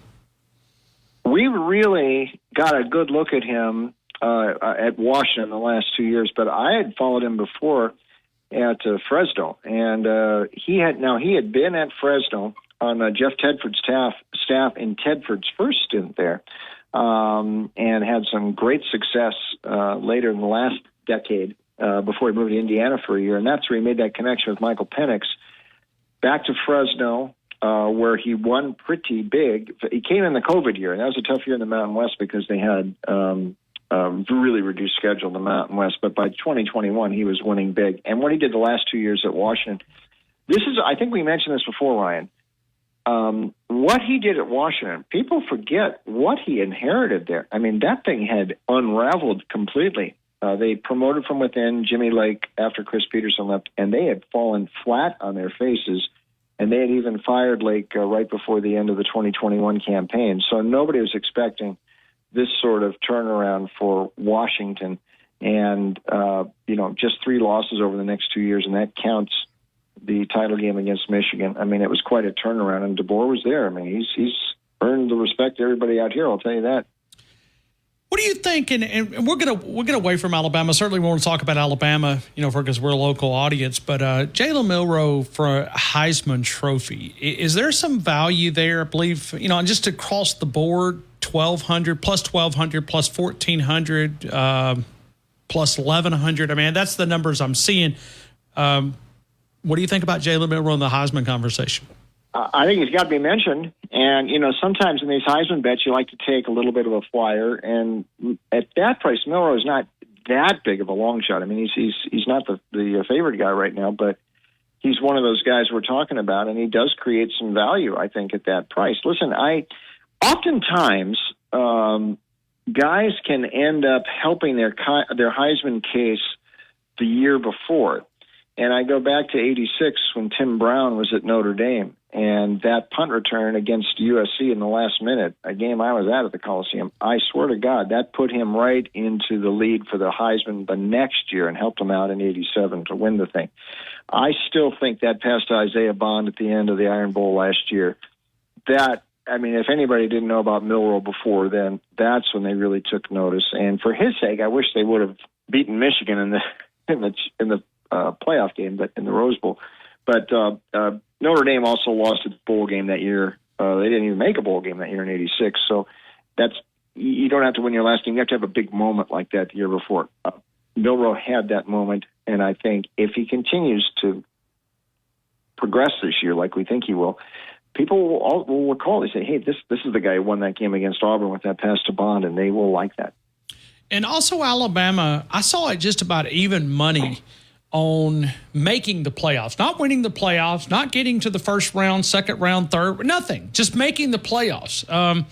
From my perspective, that seems, I know there's no sure bets in Vegas, but I'd lay some hard-earned cash on that one. Me too, and I think they're going to bet that down the closer we get to the seasons. I mean, there are going to be people betting yes on that, and they're going to have to adjust the odds downward because, Alabama should, and there could be some minus money in there too, because expanded to 12, and you're looking at this thing now, and you're looking at all these SEC teams. A lot of people who know what they're talking about. 4 or 5 SEC teams in there, and how can that happen if Bama's not one of them? So like you say, Ryan, it's not winning the whole thing. It's just getting in the 12. And if you can find that at even money on the Crimson Tide, great value there. All right, let's go around some teams out here. When you look at the Georgia Bulldogs, not winning the SEC last year, they'll have to come to Tuscaloosa. Their schedule doesn't set up as favorable. I mean, they've got a pretty difficult schedule. I know people are welcome Texas and Oklahoma to the SEC, but I'd like to take just a minute to welcome Georgia to the SEC. It's good to have you guys. No longer playing in the SEC East, Vanderbilt, Kentucky, Florida, South Carolina. I mean, there's a lot of freebies over the SEC East. No longer. Georgia, welcome to the league. Yep, you're right. And this schedule is tough. One note again, last year, Georgia realistically might have been the best team in the country last year. I mean, if there was a Final Four, really, they should have been there, and Texas shouldn't. Really, that's what I think. But for what it's worth, that they lost the SEC title game, and that knocked them out. That schedule this year, and I mentioned it earlier. You just mentioned it again at Bama. Now we know in the old East-West thing, they only play Bama every 4 years or so, and they haven't been in Tuscaloosa since the COVID year. But there you go, September 28th. Middle of October at Texas, November 9 at Ole Miss, and you got another couple games. I mean, the Kentucky game they have not had an easy time at Lexington when they've played there. You open up with Clemson and Atlanta. You still got the Florida game. It hasn't been too tough in recent years. Historically, though, that can be dicey in Jacksonville. And you've got to play Tennessee. Now, that one comes at home. Auburn has given them trouble at times, including last year. This is a tough schedule. I mean, they ain't going to go through this thing clean. And it's just, how many losses can they afford and still get in the 12? I actually think they're at a tiny more risk of missing the playoff even than Alabama. I don't expect them to miss it, but because of that schedule, there's definitely a couple potholes there, more than what Georgia has faced in recent years. So, like you say, Ryan, welcome to the SEC. You're not fattening up on Vanderbilt and South Carolina and the rest this year. What's the win total for the Dogs? What'd you say it was? 10.5. So you can only lose one because it's all regular season stuff. You lose more than one, you lose an overbet there. I would be tempted to bet that under. LSU, when you look at the Bengal Tigers, listen, when we have Mike Detillier, which is one of my favorite radio guys down there that we feature every week, he's been telling me that the defense may be slightly better than it was last year, but the problem is Nussmeier is not Jaden Daniels. What do you see in this Bengal Tiger team down in Baton Rouge? Well, interesting to talk about schedule. I will maintain this will be the last time you will see an intersectional foe play both USC and UCLA in the same schedule. That has not happened often historically. It happens this year. including the opener. LSU goes out to Vegas, my backyard, to play USC, and then UCLA comes calling to Baton Rouge a few weeks later. So you won't see that too often in upcoming years. What they're hoping for, Ryan, in Baton Rouge, and I talked to Jimmy Ott and Charlie Hendrick down there too. They like the fact Nussmeier played in the bowl game last year against Wisconsin and performed pretty well. They don't expect him to be Daniels, but they think he can be very, very effective. I mean, you think back some LSU quarterbacks who have ascended, the Zach Mettenberger types, never quite lived up to what they want. They think Nussmeier can be very, very good. So we will see how it goes there with LSU, but they like the defense. For them to contend for a spot in the SEC title game, Nussmeier is going to have to play pretty big. They still do keep Alabama on the schedule, but they come to Baton Rouge, as does Ole Miss. So those are the two old foes from the West still on the slate, but this year they're both coming to Tiger Stadium. That could be a plus for Brian Kelly. We're talking to Bruce Marshall right now, expert handicapper, VegasInsider.com, VegasInsider.com. Let me ask you about the Auburn Tigers, Bruce. In this state, 7.5 is the win total. Where are you at? This is one I found I had some trouble grasping this one because I think this is a 7-5, 8-4 type team. And last year was only 6-6 in the regular season, and they lost to Maryland in the bowl. I'm a little biased these days against teams with quarterbacks who are not that mobile. Now, I know Carson Beck, he's not Michael Vick, and neither is Quinn Ewers, and I know they're both Heisman favorites. But I more like guys like Milroe, Daniels last year, guys who can move. Peyton Thorne cannot move that well. So I think there's, some upside limited there. Their ceiling is a little bit lower. In Auburn's defense, they open up with 5 straight games at home that they could win. And the toughest game there, probably Oklahoma, but I could see Auburn perhaps being favored in that. But then it gets kind of tough in the middle, at Georgia, at Mizzou, at Kentucky in October. So it gets a little bit tougher. But overall, and then they close with the Iron Bowl again. But, overall, this is a pretty favorable schedule for them. So, I could see them maybe nosing out to 8-4 and maybe going over that. But I don't think a super breakthrough comes here. I just don't know how much upside they have with Thorne. Whatever he did last year, and he was inconsistent last year, he's going to have to improve a lot for Auburn to make a real advance. Ole Miss, 9.5. Ole Miss, 9.5 on the win total. They are really jumping up and down at Ole Miss, and Brett Norsworthy on the radio team, he's excited, and so are those other guys at Ole Miss for good reason. I mean, especially offensively, all the guys they've got back. They think Jackson Dart is in the Heisman conversation as well. This is a very prolific offense. The defense has played better in their recent years. They have made they've made some real advances on that side of the ball. Pete Golding, they brought in. He used to be, of course, on Coach Saban's staff. He seemed to help out the defense last year. So it's there for them. And this is a schedule that breaks pretty well. Now, Ole Miss does not play Alabama this year. They do get Georgia, but they get them in. They get them there at Vaught Hemingway. So the schedule ain't that bad for Ole Miss. So this is another one of these teams you could probably get. They're probably sitting close to even money on getting into the final 12. I think that's probably a good bet for Ole Miss too. 9.5 on the win total. Might be inclined to go over there. I can see this as a 10-2 type year easily for Ole Miss. Yeah, that seems to be the conversation around, Lane Kiffin if his team is going to buy into the rat poison. How about Eli Drinkowitz at the Missouri Tigers, 9.5 also?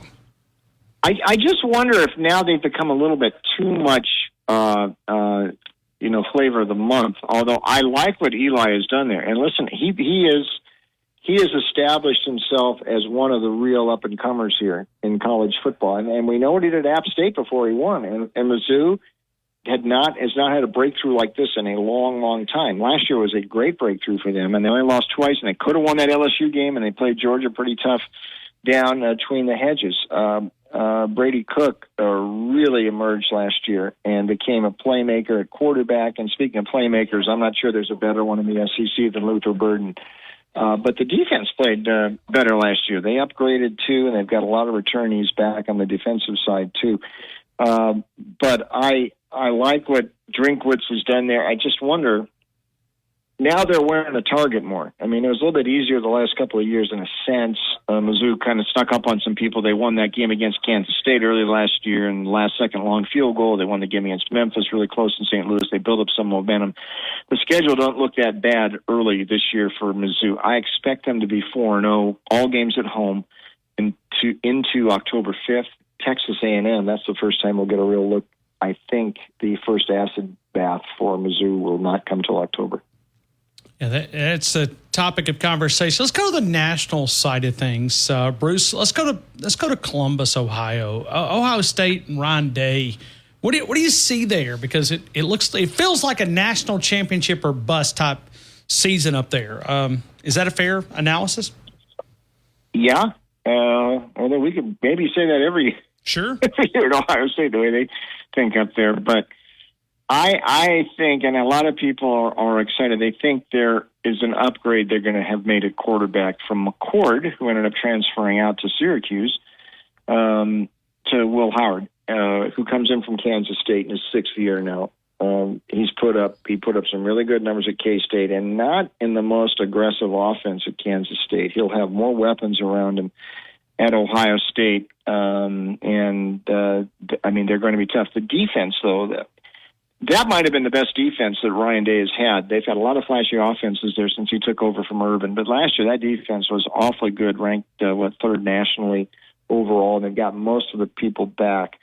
And with Harbaugh, who seemed to get the best of Ryan Day the last few years out at Michigan, you look at this schedule, and they're going to probably be favored in every game. Maybe not Oregon, though. That might be one we'll think about. It's October 12th, but this is a team that is, I think, most likely to go to the regular season or hit the playoff undefeated just because the schedule breaks for. And, oh, by the way, Michigan, without Harbaugh, now comes into Columbus this year. So I could see that 3-game Michigan win streak in the series ending. Bruce Marshall, there's so many different topics, and I skipped right over Texas. You buying the Longhorns? I know you were in Nashville in 2023 because I remember seeing you up there aggravating some with that burnt orange color. You know, we actually have Texas people that call us, Bruce, in Tuscaloosa. But are you buying the Longhorns?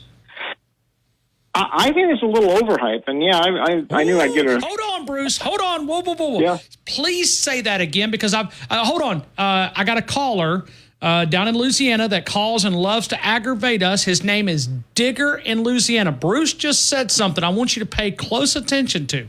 Say it again, Bruce, please. Might be a little overhyped, and I'd hug you. I'd hug you if I was in front of you. I've put up with this crap for 200 days, Bruce, in Tuscaloosa. He calls once or twice a week and loves to throw bullseye at me. And I did not set you up with that comment, but Bruce. I know, and well, I'm we all Trey Schapp up in Arkansas on the radio. Sure. He hates Texas more than you and every. It doesn't take long. It doesn't take long hanging around this bunch, man. It doesn't take long. In fact, he told me if you wear that Texas shirt in Dallas this year, he said I'm going to take care of it. So anyway, I didn't wear it. I didn't wear it down there a couple weeks ago. But I'll tell you why I think they're overhyped, Ryan. They're coming in. I don't care how good the Big 12 was last year. It wasn't the SEC. This is going to be a big step up, and I know they won that game at Tuscaloosa very early last year. We know that, September, Alabama was not the team they were later in the season. They blew that game against Washington. They caught a real break getting Oklahoma State and not Oklahoma in a rematch in the Big 12 title game. Oklahoma beat them at the Cotton Bowl last year. They had a lot of closer calls in the Big 12 last year. I mean, Houston wasn't that good last year. Barely trouble with them. TCU wasn't that good. Trouble with them. Kansas State should have beaten them last year in Austin. And then even the Washington game, I know they had a chance right at the end, but they were kind of disappointing in that game. They let Washington jump on them real quick. I know Ewers, he's in the Heisman mix. I know Sarkisian. I know the recruiting has been there. The defense looks like it could be awfully, awfully good because they got all these guys back. And of course, but today we found out, Baxter, the top running back, he's hurt. He might be out. So that's one little ding early in the season. You don't want to get that before the campaign begins. But I just think generally upgraded schedule. Though, if you look at Texas, it's not. They get Georgia coming in to Austin mid-season there. So, they do miss some of the SEC heavyweights. But in general, I think this is just going to be a tougher road to hoe for them. And I'm not sure how good they were. They weren't better than Georgia last year. I don't care what anybody at Texas says. Georgia should have been in the Final Four and not Texas. So I'm not quite buying them. They could top 12 in the playoff, probably. Top 2 or 3, I don't think so. Bruce Marshall, I want to throw it back to you. Promote everything that you're involved in. What is the college football season your responsibility line up with? Yeah, well, right now, CBS Sportsline, I'm doing a lot of these previews, and we only got a couple conferences to go. I just sent the SEC over, so we just got the Big Ten and the ACC to go. But all of it started, Sun Belt last month and Conference USA all the way through. So CBS Sportsline, you can see some stuff up there for me. College football previews, picks coming up there. SportslineofCourse.com, VegasInsider.com. My new one is called winnersandwhiners.com. It's WHINERS.com. So picks up there. And by the way, NFL preseason gets rolling this week, and we have been since 2019, 47-18, my picks in the preseason. So this has been my favorite time of year. August, NFL, it's starting this week. Bruce Marshall, I appreciate you so much, man. Enjoyed the conversation as always. We'll talk again when football season gets here, man. Enjoy the last couple of weeks until the grind really starts. Appreciate you, man, as always. Thank you, Ryan. Thank you. Bruce Marshall. We'll continue with more of the game. Jamarcus Shepard draws lofty praise. We'll talk about it next. T-Town Tide 100.9, 1230 WTBC, your home of Alabama Crimson Tide Sports.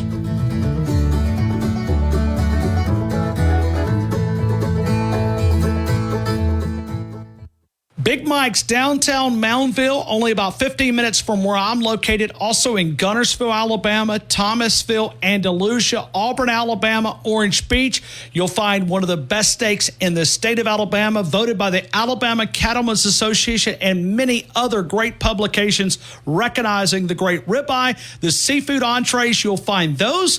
Never showed you enough love as a child? Whoa. Easy there. Yeah. Applies to online activations. Requires port in and auto pay. Customers activating in stores may be charged non-refundable activation Blue fees. Spring Living Water is located in Bluntsville, Alabama, Blount County, about an hour north of Birmingham. Blue Spring Living Water is harvested and bottled from a centuries-old natural spring on a private family farm. Blue Spring is an all-natural water source that flows just under 1 million gallons a day.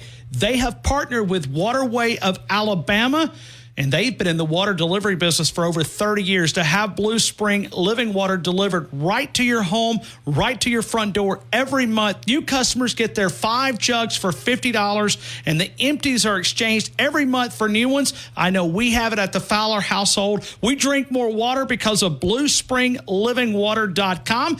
You can sign up at 205-602-3426. Talk to someone directly. Blue Spring Living Water can also be found Mark's Mark, downtown Northport, Publix, Piggly Wiggly, and in the southern part of our listing area, Rouse's Supermarket. BlueSpringLivingWater.com. Pat's Florist and Gourmet Baskets in downtown Tuscaloosa, 1010 Queen City Avenue. For over 60 years, they've been serving our community.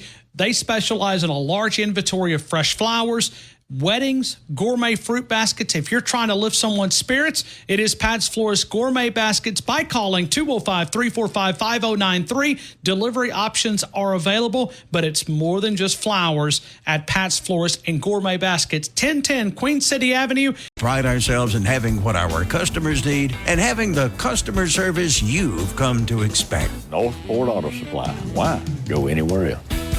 Tide 100.9 Tuscaloosa weather. A sizzling hot afternoon. The sky mostly sunny. The high today 98.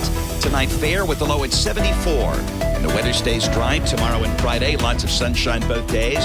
Highs between 92 and 95. I'm James Spann on the ABC 3340 Weather Center on Tide. I've always wanted a girl just like you. Such a PYT. Pretty young thing.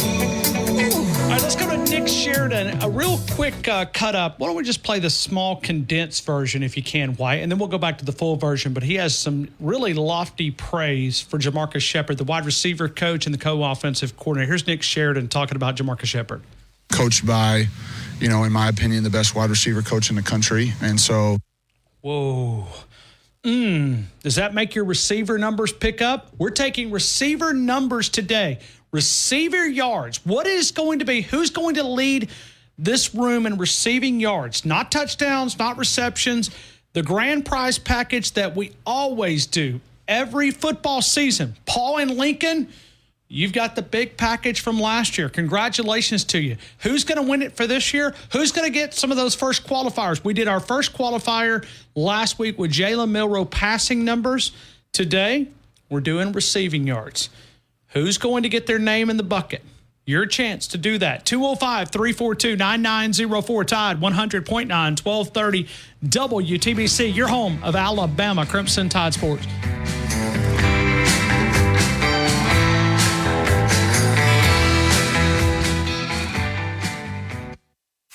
WTBC Tuscaloosa and W265CG Tuscaloosa, a Town Square media station. Tide 100.9 and streaming on the Tide 100.9 app.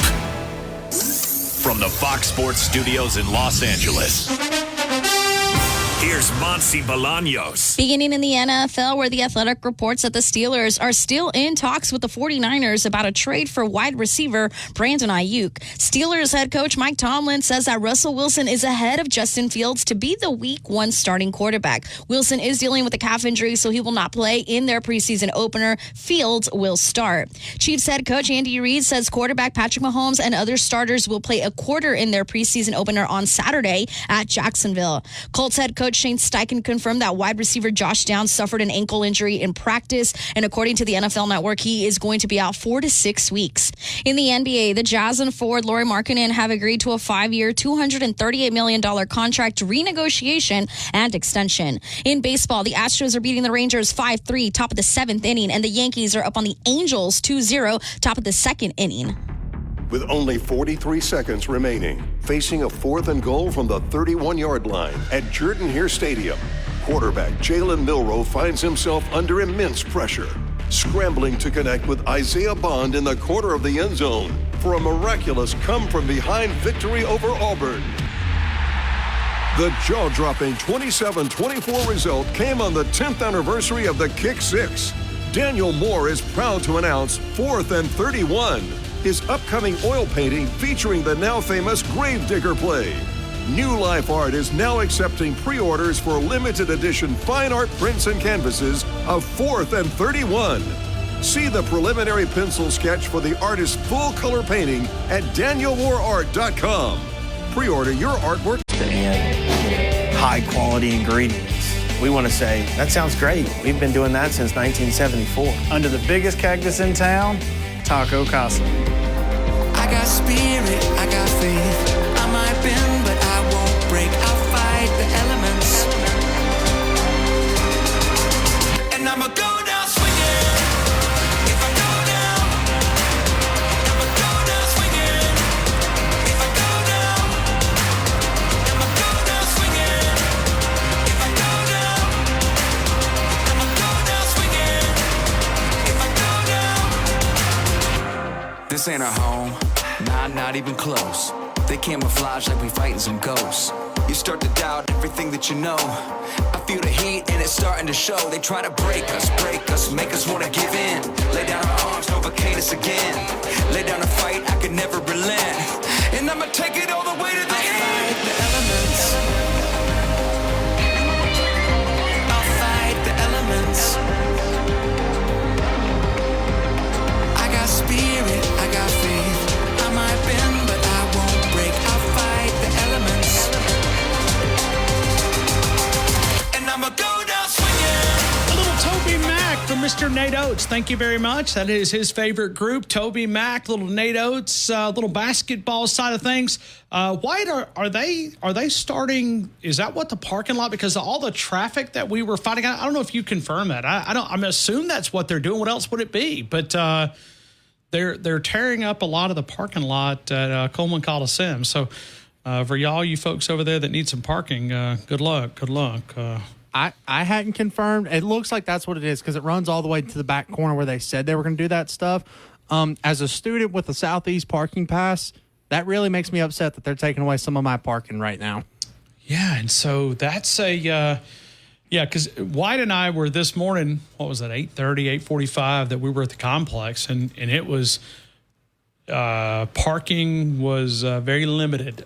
My spot, I was looking for it to have reserved, but I couldn't find it. I don't know. Somebody must have, forgot to put the sign up or something. But White and I were parking.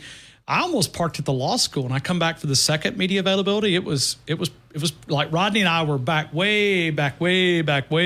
So they are doing some things with the Coleman Coliseum lot. I don't know. Like I said, it could be. I mean, for all we know, they could be, repainting the stripes on the parking lot. But it looked like that they were beginning something, like a lot of construction, I even heard some hammer drills out there. So they're doing something. So Nate Oates gave us a little segue into Toby Mack. And, hey, the excitement around Alabama basketball is a lot of fun. And who knows? Could they win it both? Could they? Oh, that's a little tease. Could they? Anybody want to go out on the limb? Let's dive into it. 205-342-9904. 205-342-9904. The Frogs. Just for a minute, I can see Bama Nick cruising over. Where were you raised at? Were your teenage years? Would that have been in Georgia too? No, hell no, fella. My teenage years, I was raised in Lexington, Kentucky. Oh, so you're a hillbilly. Okay, got it.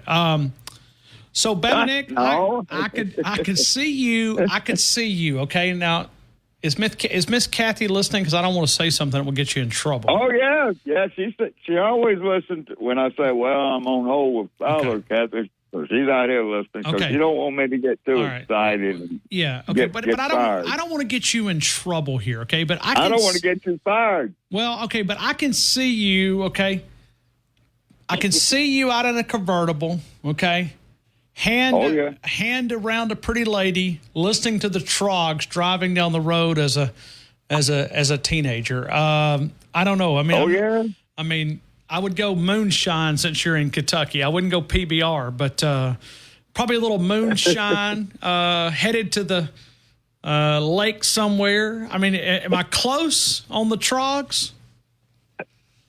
Well, no, Fowler, you're way off base because, see, when I was in Kentucky growing up, I moved up there from Alabama. Bluegrass? Like I told you. So I lived in Alabama when I was born in Birmingham, and I lived there till I was like 12. Then we moved to Kentucky. And I was up there like 13 to 16, then moved to Georgia. So actually, all I did in Kentucky when I was growing up was playing football and basketball and baseball. Of course, I played baseball, in Alabama, and not basketball. Hell, we didn't know what a basketball was till I moved to Kentucky. all we taught was football. So basically, football and baseball in Alabama is what I played growing up. I didn't know what a basketball was or how to shoot a basketball until I was taught when I moved up to Kentucky because that was their big sport, in Kentucky. Yeah. I was up there during the Adolph Rupp days and all that crap, like 69 to 72. I think I moved to Georgia in 76. But that's beside it. Now, don't get me mistracked, Fowler. Don't get me off track what I want to say. I mean, you're talking about music and ladies. I mean, are you saying I've got you distracted, Bama Nick? I'm talking about my songs, the Trogs. Okay. I grew up. Okay. And I was born in 55, Fowler. Now, have you already got the elbow from Miss Kathy? That's enough? No, I got the hand. Oh, the hand. Okay. The hand. Calm down. Calm down. Okay. She don't understand when I get on the show that I like to get fired up, trying to get your other callers to get fired up. Because I like what I've been listening to today. Of course, Paul had a great call. His calls are always great, but the rest of them, ooh, Lord have mercy, they got to get fired up. Okay. Well, I sent you a message. You did? You sent me one? Yeah. Yeah, I sent you a message, Paul. You don't ever look at my damn text. Listen. Well, you did. Okay. You did Hold on. Respond to one. I must say this, okay? If anybody out here sends me a message and I don't respond in the month of August, just understand life's a little hectic out here right now, okay? It's a... I done heard. I mean, I know I'm not looking for any... excuse. You know, but I mean, Bama Nick, here I am. I'm trying to get a little beach trip planned before... Oh, you're going on another damn 6-month vacation or a 2-week vacation. How many vacations you take a year? I haven't had one this year. You've been... Come on now, fella. Now, you know that's a blatant ass lie. Come on now. You was down at the beach, down there when they had SEC something crap. That was work. That wasn't vacation. That wasn't work. You was down there in a motel sitting on the patio drinking pina coladas. I know what you're doing. You're lying. You're listen, I was working. I was grinding down there. I spent 30 minutes, maybe 4. It was less than an hour. I promise you that on the beach. Okay. You think your audience and you believe that fella? Yeah. Well, they should. No, the frogs. It's in my head. It's in my head, fella. I'm trying to twist my wife's arm. Now I'm not going to miss any shows. I'm going to do the show. It's called a workcation. Workcation. Yeah, it's well, that's a good term for it. That's a good term, Ryan. So I'm trying to convince her to let me go to the beach next week for, I need to get the batteries recharged right before the football season because you know what I've realized, Bama Nick? Yeah. Okay, college football playoffs, if you go deep in the playoffs, you play until the middle of January, back actually to the end. Okay. But that don't mean nothing for you. Hell, you'll be going over to Colorado and New Mexico and doing your little. No, that's not. That's visit not, over there. No. I'm not going. Colorado's too purple for me. But when you look at the last playoff game is January the 10th. Excuse me, January the 20th. Okay, January the 10th. You got the 9th, the 10th. I mean, you got a busy run here. So I'm thinking, okay. After I've seen this team for a few days, 6 days, I feel like that this team can. I've been keeping up with it. I feel like they can make a deep run, and I'm like, you know what? I better go get me a little. Oh hell yeah! I mean, I better go get me. We're gonna make a deep run, Paul. We're gonna make a deep run. I mean, I'm not looking for a sympathy card here. I'm just saying that after I've seen this team 6 days, I better go get a little vacation in because that December, like if you cover Auburn, Bama Nick. December is going to be completely off. You're not going to make the SEC title game. You're not going to be in the playoffs. Right. You're going to be covering the Birmingham Bowl for Christmas, okay? Well, so can you get us some tickets to the Birmingham Bowl? Oh, yeah, they're free. Well, there you go. I might be able to make that one now. But, the national championship game's in Atlanta, which is a little bit, Well, that's only about 3 hours up the road from me. I wouldn't make that, but I did make the Peach Bowl one year up there when Oklahoma played LSU up there. It was pretty good. Of course, I wore my Alabama attire and stuck in there with the Oklahoma people. So but that's beside the point. Yeah, so let's get on to you. I'm just thinking about, slipping down there for a couple of days. Just, Yeah, I done told you. When are you coming to see me down here in America? Well, Georgia? I want to go down and I gotta go down and talk to Democracy Dan. Well, Democracy Dan, he lives down there on the beach over there. That's what I'm talking about. Go down there and see him a little bit. Go down there and hang out with him for a couple of, Hell, I like to hang out with him. I just can't afford to go over there. No, he'll put you up. He'll put you up. Yeah, I mean, all you gotta do is just call him, tell him, say, listen. Well, if you give me his number, you give him my number and tell him, call me, Dan. Danny G, call me. Yeah.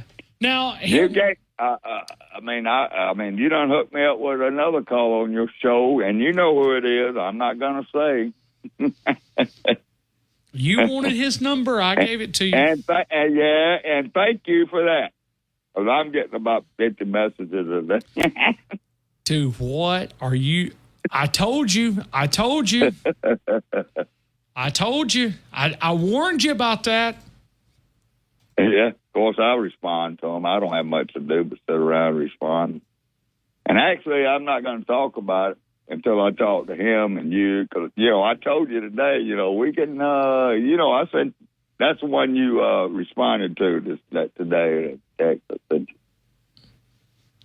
Yeah, fella, it'll work.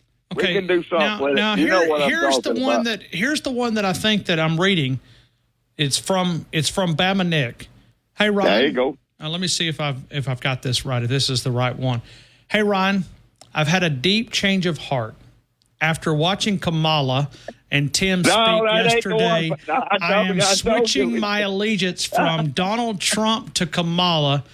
Go, Kamala, go. Is that the one you're talking about? No, that ain't what I'm talking about, fella. You trying to stir some business up. You're trying to stir your ratings. I done told you what I got planned. When you get off the show and you're on your way home, just give me a call. See, here's another one right here. I've always wanted to vote for a laughing hyena that has an IQ of 25. Okay, well. Now, Kathy done went in the house. And so I can say what I really want to say about all that.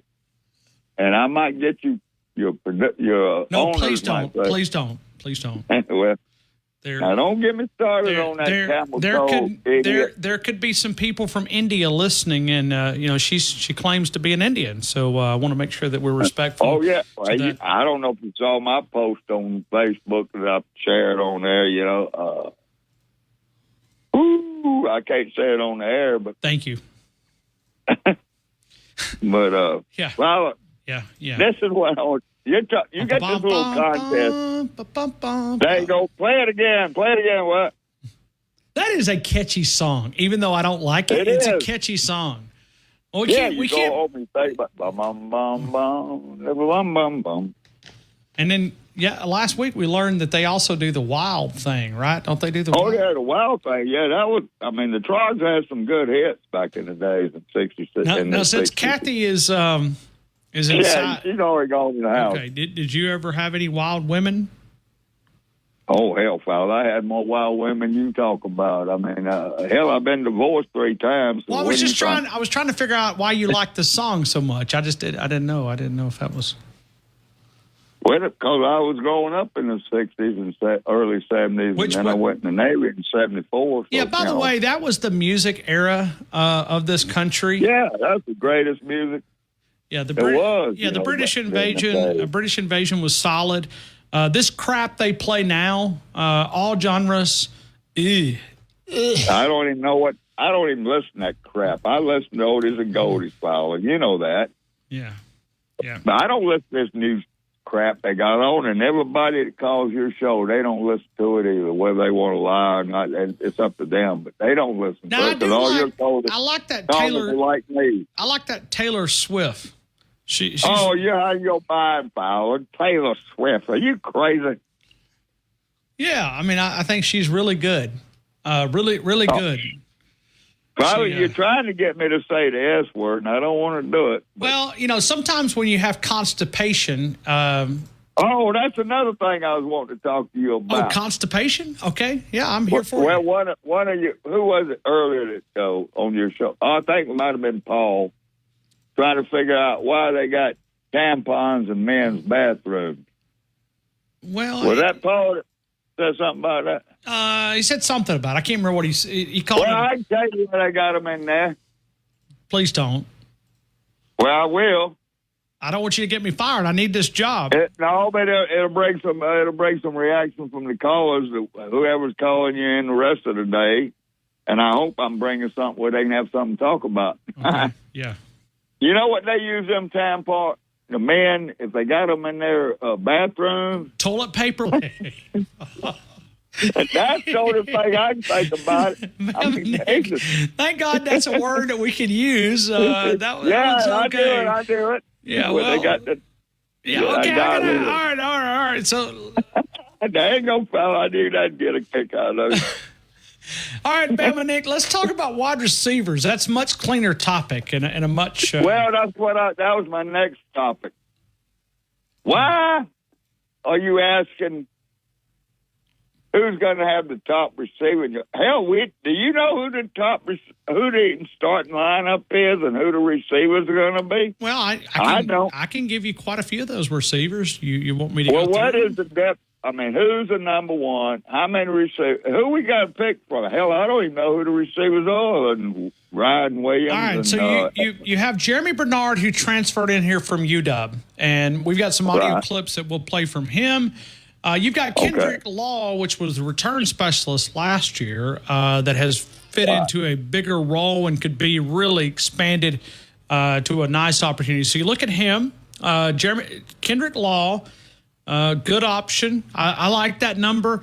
I like Jeremy Bernard. Probably, if you put me on the spot, I would go Jeremy Bernard. Yes, sir. But also, this room is so deep. I don't know. That's what I'm saying. So how can you ask people to predict who's going to have? I don't even know who's going to be the starting lineup. Hey, Bama Nick. That's what I'm saying. Bama Nick, it's called a contest, man. It's called a contest. I mean, you're the one that's always screaming for these contests. You run another contest was to be easier to pick than this. What would it be? I sent you a text and told you what is the Alabama. All right, listeners, y'all get your ears on. Here's one that Bama Nick would like to see Fowler do. What would be the Bama final ranking after the college football season? 1, 2, 3 on up the line. Predict where we will finish after the season this year. That would be something that would get your people, your listeners and callers to respond to. That's a good contest, fella. We might get that next week, but Bama Nick, I got to have this prediction. Give me a wide receiver. Okay. You can go a lot of different directions if you'd like. You can go with a newcomer. You can go. Heck, Ryan Williams is a newcomer. Well, he is. Jeremy Bernard's a newcomer. Right. And already knows the offense because he was a part of it last year. All right, I'll go with Bernard. I'll go with Jeremy Bernard. Jeremy Bernard. All right, give me the. I'll give you a prediction: 857 yards. 857, and your name is Bama Nick. You know who I am, fella. I'm just writing it down. Well, Wyatt handles all that. No, Ryan handles that. I mean, it's a. Wyatt is currently playing games on his phone and making sure we hit the ad breaks when we're supposed to. Oh, you're playing. Yeah, and we're way late because of somebody. I don't know who, but. Probably AC. Well, I want my time, fella. You give me time to everybody else. I mean, you're in Texas Tony time now. I mean, you're. That's right. I forgot. Texas Tony likes to call in at 5. Well, why don't you go ahead and do the pharmacy at Midtown spot since you're since you're in Texas Tony time? I ain't worried about that. Hell, I don't even know the pharmacy but. Well, they got that hard-to-get medicine that you can't find anywhere else. I go to Doctor's Pharmacy here in America. They're independent pharmacy. I go to them. See, I like that. See, we're the longest independent pharmacy in Tuscaloosa. The pharmacy at Midtown, 205-752-0627. There you go. Independent-owned pharmacy specializing in walk-in prescriptions, medicine on time, packaging, compounding needs, the only sterile compounding facility. They offer delivery Monday, Wednesday, Friday. It is not to America's Georgia, but they will offer delivery. It is the pharmacy at Midtown at TJ Thomas. Did they deliver over here? Well, for special customers, they will. But who's more special than Bama Nick? Just tell them. Take it to Bama Nick. I will. But that's you said Texas Tony's up next. No, I said you were in Texas Tony time. Oh, well. I got to run, though. I got to run. Roll Tide. You always cut me off. But look, I'll tell you who one of your next calls will be. Okay. It's going to be AC from Bangladesh. Well, he's welcome to call in. We don't censor anybody. Well, thanks for lending your support to Kamala, man. I know she's happy. Thanks, Bamanek. oh, fella, oh, Lord have mercy. I'm sure Tony from Romulus is going to enjoy that little segment with you. I hope you have a change of heart the next time we talk. Bamanek is leaving the building. He's did a mic drop. Thanks, Bamanek. We'll continue with more of the game. All right, I want to go back to this Nick Sheridan full audio clip. We're talking about Jamarcus Shepard, and we're taking your phone calls. 205-342-9904. Tide 100.9. 1230 WTBC, your home of Alabama Crimson Tide Sports.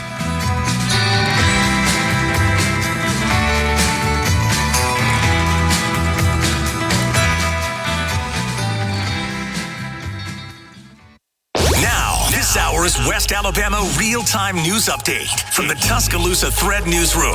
25-year-old Keandre Lee Hawkins has been charged with capital murder in the fatal shootings of his mother, 62-year-old Antoinette Hawkins, and her 63-year-old boyfriend, McCran James Montgomery, in the 3700 block of 25th Place overnight. The Tuscaloosa City Council voiced anger at a racial slur used at Nick's original filet house last month. 7th District Council member Cassius Lanier told the family involved he did not believe that Jack Moltz's apology was sincere. And today is the first day of class in Tuscaloosa City Schools. Get 24/7 local news coverage and sports updates when you download the free Tuscaloosa Thread app and sign up for twice daily email newsletters. Tide 100.9 Traffic.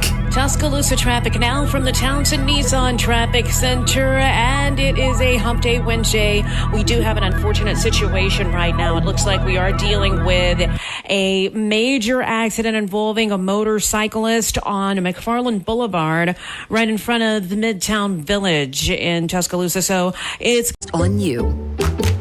Not available in every state, subject to terms and conditions. Rating factors and savings vary, and in some states your rate could increase with high-risk driving. Allstate Fire and Casualty Insurance Company and affiliates, Northbrook, Illinois.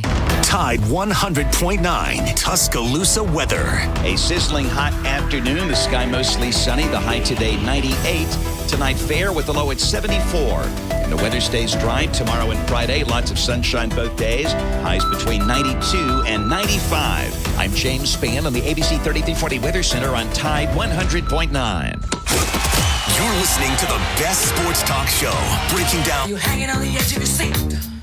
Out of the doorway, the bullets rip to the side of the beat. All right, let's continue right here. We're taking receiver predictions. What do you think? What do you think? What do you think? Let's go here to Jeremy Bernard. When you get that Wyatt, I know I've kind of thrown you a curveball in a way. Jeremy Bernard, I asked him about the offense, and I was impressed with this young man. I like the leadership that he is showing. And, we used to not get a lot of transfers, but you could already see that he's got a grasp of this offense. And he's kind of the veteran in that room. I know Kendrick Law from a local standpoint, but in this offense, understanding the way that he does. Listen to what I asked Jeremy Bernard. How good can this offense be? It was a very simple question. How good can this offense be in 2024? Here's the wide receiver at the University of Alabama transferring in from UW. This is how he responded to that question. Maybe a generic question, but how good can this offense be? I think this offense is going to put up 40-plus a game, in my opinion. One more time, just for those in the back of the room. Auburn fans, LSU fans, Texas fans, Digger down in Louisiana, Texas A&M. Hope you guys are paying attention. This is our good friend, Jeremy Bernard, talking about the offense. Maybe a generic question, but how good can this offense be? I think this offense is going to put up 40-plus a game, in my opinion. He's been in this offense. He knows what it takes. It was kind of very, very similar to Jackson yesterday when we asked him the question. He went up against it at USC. How good can this offense be? Good, very good, super good, outstanding good. Let's continue with phone calls, and we go to Tommy and Romulus. Tommy, good afternoon. You're in the game. I hope all is well. All is well, Ron Fowler. How are you? Good. You like the Trogs? They're okay. I've heard them before, but I'm not going to go goo-goo eyes over them like some people do. Okay, I'm just asking. Why do you ask? I knew who there was, yes. But. Okay, well, I did not know who it was until Bamanek, but it's kind of grown on me a little bit. Well, so does a rash, but we tried Dr. that up. Oh, that was a good comeback. That was a great comeback. Well, thank you. Remember, I'm a boring caller. I have no sense of humor. So who are you picking out receivers today? We are, but you don't have to go receiver. I just said who's going to lead this team in receiving yards. I mean, you could go, I watched running backs today. They were pretty I think it's going to be great. solid. I mean, let's just talk about running back, tight ends, and receiver. You know how Pat is. When he made that prediction, I'm like, well, he's keeping Dawson in his mind because that was something Dawson said. Well, man, he's going to catch 4,000 yards, Ron. Don't you believe, Ron? Don't you believe? So, I think our receivers are going to have more yardage. We're going to throw the ball to the tight end more. Our running backs are going to have more receiving yards in the pass. And people talk about the pass. I wish our running back who's at Detroit now could have been in the offense. Oh, my goodness. Look what he could have done if Bill O'Brien were mixed it up and wouldn't go pass all the time. I mean, what a powerful offense we will have. In 2 years or less, maybe this year, we're going to have one of the best offenses in the nation. I really believe that. We are going to control the ball. We're going to help our defense. I'm really excited about this. I mean, I'll take 40-something points per game without looking, because I know that you're real fast on the internet. What do you think? Because I was shocked by this number when you look back at last year. What do you think Alabama averaged last year? Points per game? Because Jeremy Bernard... I'm going to say 34. You did. You looked it up. Tommy, you looked it up. You've got internet. You've been lying to us for the last 3 or 4 years. There's no way that you knew that number. No way. I know everything, Ron. I'm intelligent. I have a photographic memory. You don't give me the due reserve. There's no way. You've been lying to us. You've got internet. I don't believe you. There's no way that you have known that number. There's no way. Well, but you're spot on the money. 34.0. 34. Not 34.3, 34.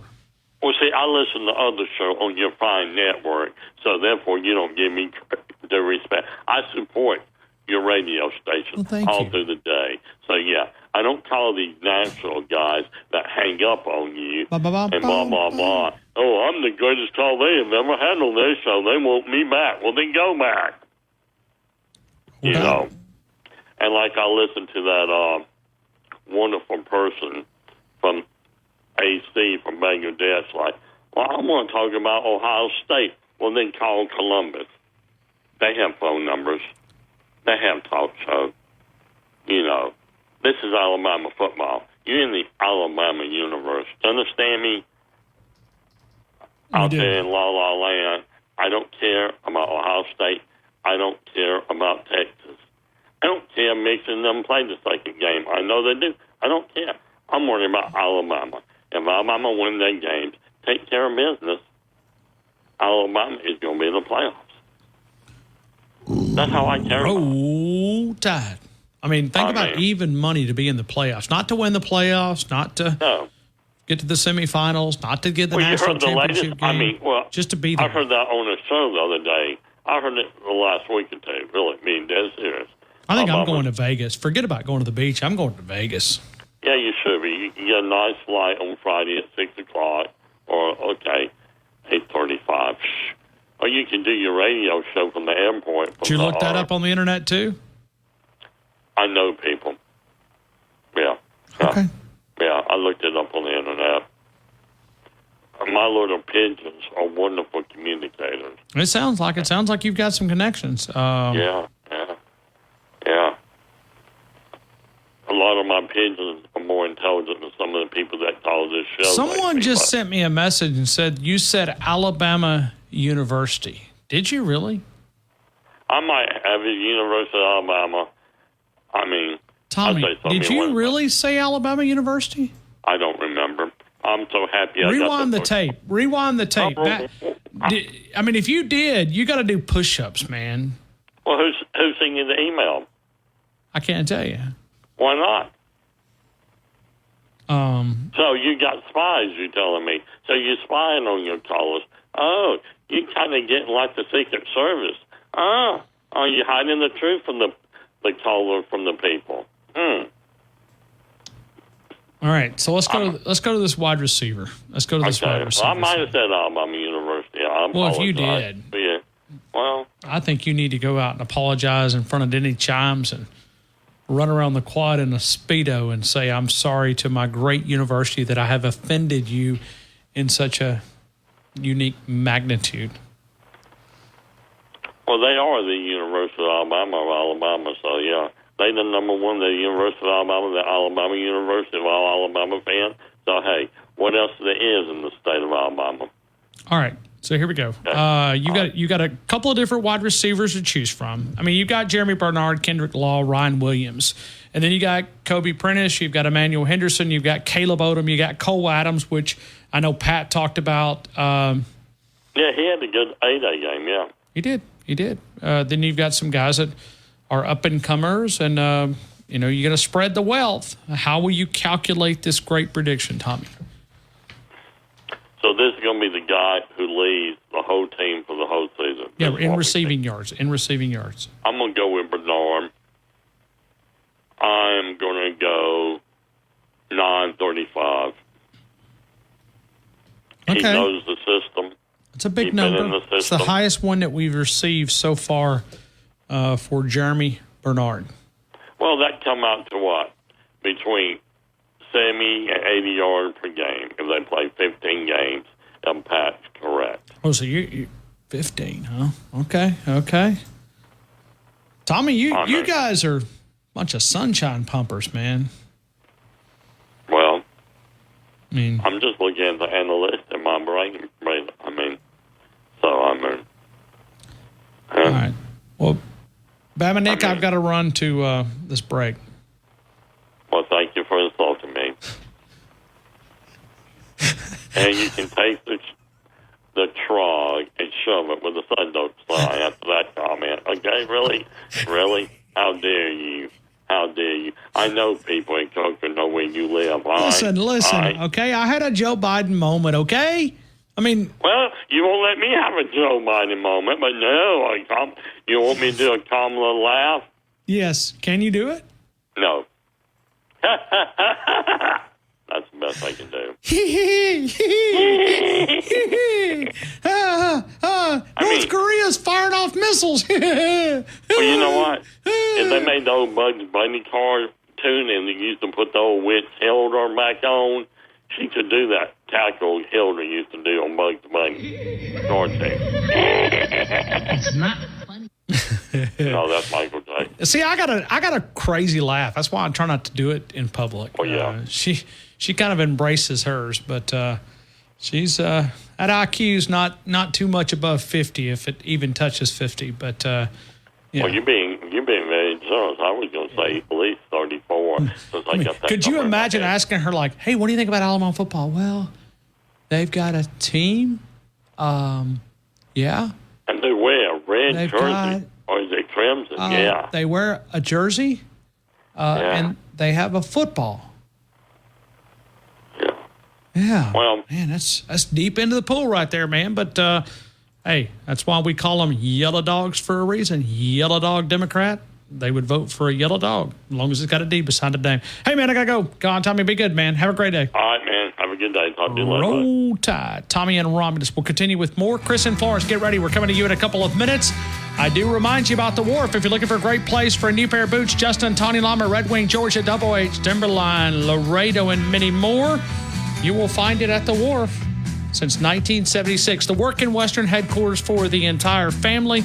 If you're looking for shirts, if you're looking for work apparel, Carhartt clothing, Rocky clothing, Under Armour clothing, it is the Wharf since 1976. We roll on. We're talking Alabama Crimson Tide football with the best fans in the country.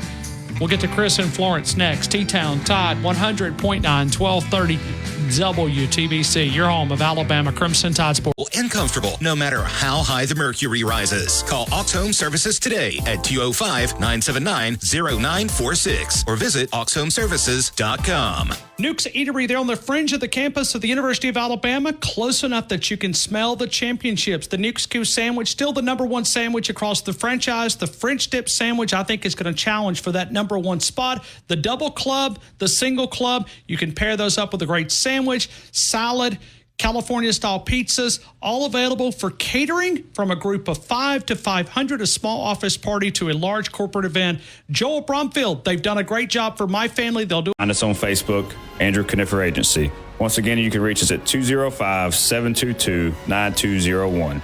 Allstate, are you in good hands?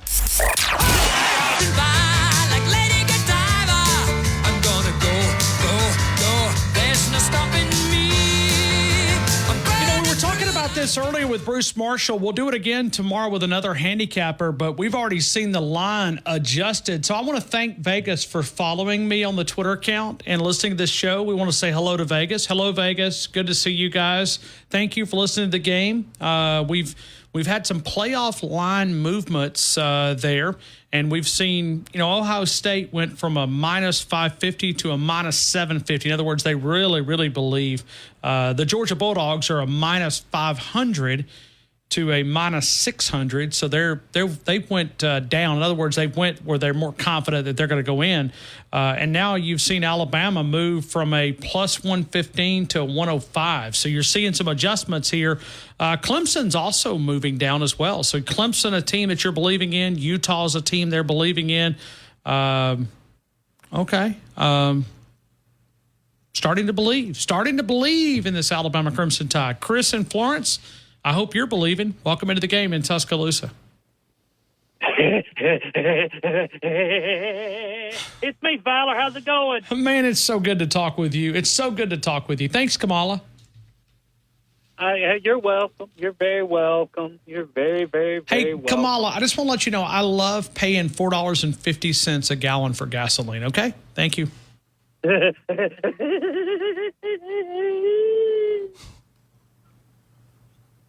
You're welcome.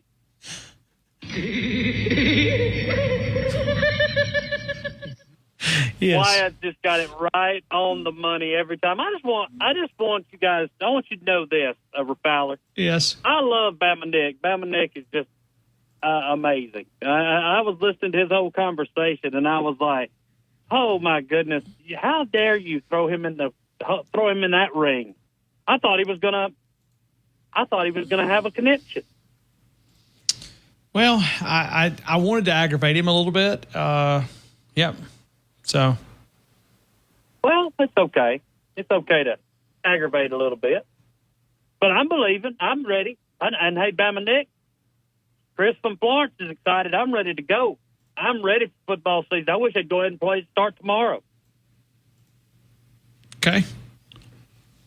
Roll Tide. Roll Tide. Let's play. Let's start out. Let's stop all this talking. Let's put our money where the mouth is, and let's go play football. Started believing this football team, and I'm not talking about just believing that they're going to be a football team, but you go out there, you talk to people that are in the know, and they are able to observe a little bit more than I am. Chris, I think Vegas. Most definitely. I think Vegas has got the word. I think there's most definitely, and I've got to see a lot of the stuff going on in practice and things like that, but just watching it from afar. But they look like they've got a good team, and I know from what you've observed at practice that Coach DeVore's got the right energy going, and I think it's going to be a fun year coming up. Yeah, listen, who knows where this team will be, but I've been on record this week. They'll finish higher than where Alabama was placed in the USA Today coaches poll at number 5. And they were talking about that as the worst ranking since 2005. I'm kind of like, not 2005, but 2009. I'm like, do that I remember 2008 We started 24th in the country. Did they really? Oh, wow. I did not realize they were that we low. we were 24th in the country, and we went and played number 9 Clemson. That was the year that we beat Clemson to start the dynasty, to start the run. I like it. No doubt, Kalen DeBoer takes over a different system, and when you go to practice, this narrative that's been built, oh, listen, Alabama's depleted. Oh, Nick Saban left the cupboard bare. It's just not true. It's just it's a no, it's not. It's a fallacy. I'm going to call it. You know, you've said it before on the show. I think I'm sick of Bama disease. It's like everybody thought with the New England Patriots when Belichick was running the Patriots. Oh, the Patriots don't got nobody. This is going to be Brady's last. It's going to be Brady's worst year. It's going to be his da-da-da-da-da-da. But what was it? What did they end up doing? Winning a Super Bowl with less talent than what they've had. Yeah, well, good point, but I think that's been part of the motivation. I think this fuels that fire. Oh, it does. And I mean, and you don't think that there's not been bulletin board material put? What am I saying? I'm dating myself. There's probably not bulletin boards inside that facility, but on those flat screen television. Sure. I mean, they created an entire documentary over the length thing. Yes, and I wanted to say thank you for sharing that. That was a very, very good documentary. It was. And Brock did a great job of that. Yes, they did. Dalen and Terry On did a great job. I'm actually getting my truck washed. That's what you're hearing. Okay. What kind of truck do you have? I'm a Chevy man. I have a 22 Chevrolet Colorado. Okay. You need to trade that in for a Toyota. I knew that was coming. I was about to say. I looked at a Toyota. It's not just 100,000 miles. It's beyond 100,000. That's where you're aiming for. You're right. Yep, you're right about that. My father-in-law has got he's got 2 Toyota Tundras. Okay, cool, super. Yes. Well, they're solid. Yep, so, they just keep going and going and going and going. Oh yeah. If I had a choice, if I had a remake of the choice, I'd get a Tundra. I would get a Tundra, but I'm like, I'm not going to be moving a tank like you, Fowler. Like if you go kill a big buck, you're just going to throw it in the back of your truck. Okay. So, well, I mean, like I said, not everybody can drive Toyotas, but I'm just trying to convince one at a time. So, I know. And that's probably my next thing that I do is probably if I get ready to get it. If I go to a Toyota, I will come to Tuscaloosa Toyota. I will call you personally and say, I am with Joel here at Tuscaloosa Toyota. Come tell me which one to get. Well, just tell them you want the Fowler discount, and they'll line you up. Yeah, they give you a free air freshener with every purchase. That's perfect. That's a good one. Yeah, free air freshener with every purchase. Yeah. And if they don't provide it, come down here and I'll provide it. So, all right, Chris. And Wyatt didn't hit my laugh right when that happened. You know, because of your little joke. He's busy. I mean, there it is. It'd be awesome if she was running for like the first grade class president, but she's running for the. Oh my gosh! Yes. My gosh! Most important office in the entire world. So roll tide. Yeah, and the guy next to her is really, really going to be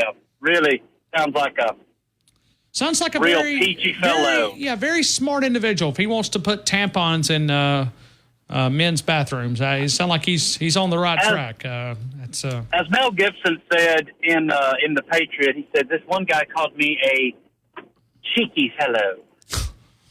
Yeah, well, I've never been to a bathroom that had a tampon machine, so that's a unique one. No, like I said, I haven't been to Minnesota either. And that you haven't been to Minnesota? And the Minnesota, yeah. Maybe they do things different up there. Maybe it's what it sounds like. But I think they do. I think they do just a little bit down here in the great state of Alabama and the Bible Belt, we do things a little bit different too. That's okay. I'm proud of that. Hey, Chris, Yes. give me a prediction. Who's the wide receiver? What's the yardage production? Well, I was looking. I'm going with everybody else. I think that Jeremy Bernard has got a great opportunity to have a great season. Okay. And have the receiving yards. I'm going to say he gets right at 1,000 yards receiving. And Ryan Williams is right behind him with 900. Okay, so you, tell me the wide receiver again. I'm sorry, I wrote down 1,000, but who was the wide receiver? I'm going with Bernard. Bernard for 1,000. All right, you're going with GB. Got it. Thanks, man. I appreciate you, Chris. Thank you, Ryan. Have a good one, and roll tide, and hopefully you'll get to go on that beach vacation. We do need that. I agree with you. You need a vacation before football. Well, because I realized we're not, because I was believing the national narrative. Oh, I'll have plenty of time in December. No problem. But yeah, I just. No, you were sipping on that Auburn Kool-Aid. Yeah, I was, but I'm throwing that in the trash. So, Chris, be good to yourself, you better man. throw that in the trash now. Thank you. You too, Ryan. Thanks, man. Bye. We'll continue with more of the game next. Tide 100.9, 1230 WTBC, your home of Alabama Crimson Tide Sports.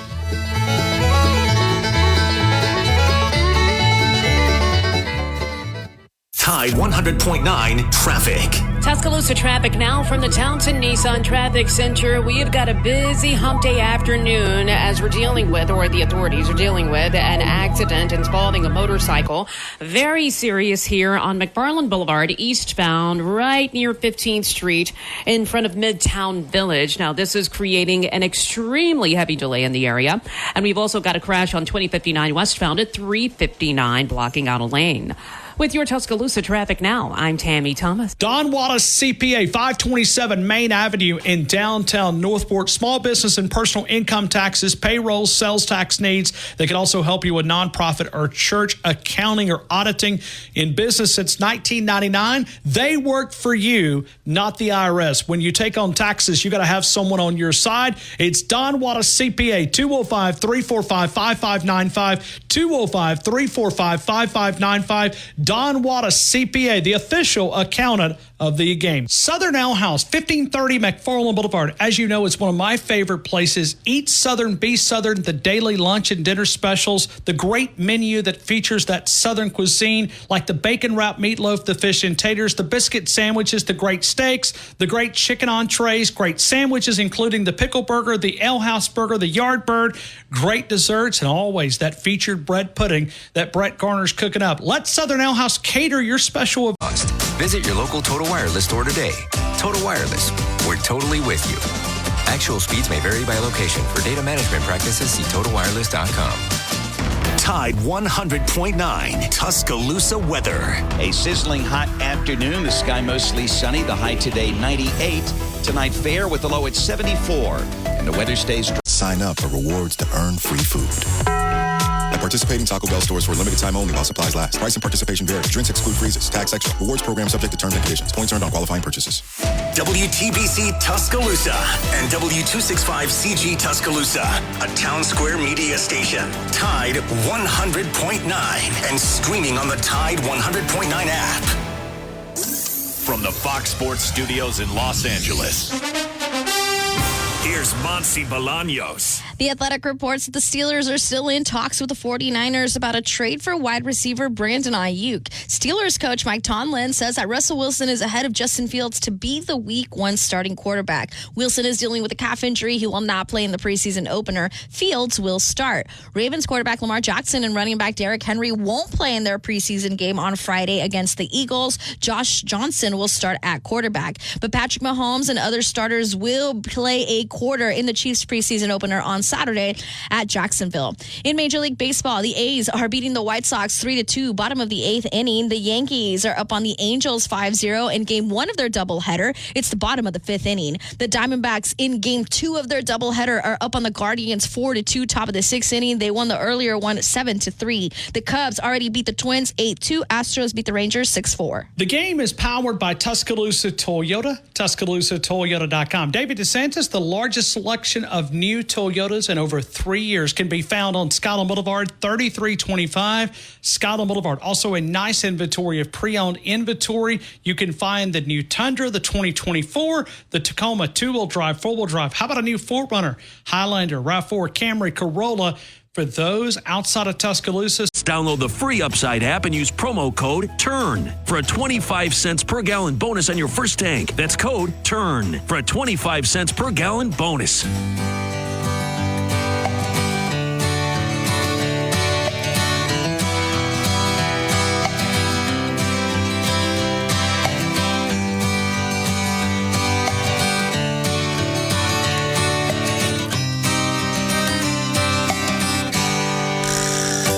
Rolling down a backwoods Tennessee byway, one arm on the wheel, holding my lover with the other, a sweet, soft southern thrill.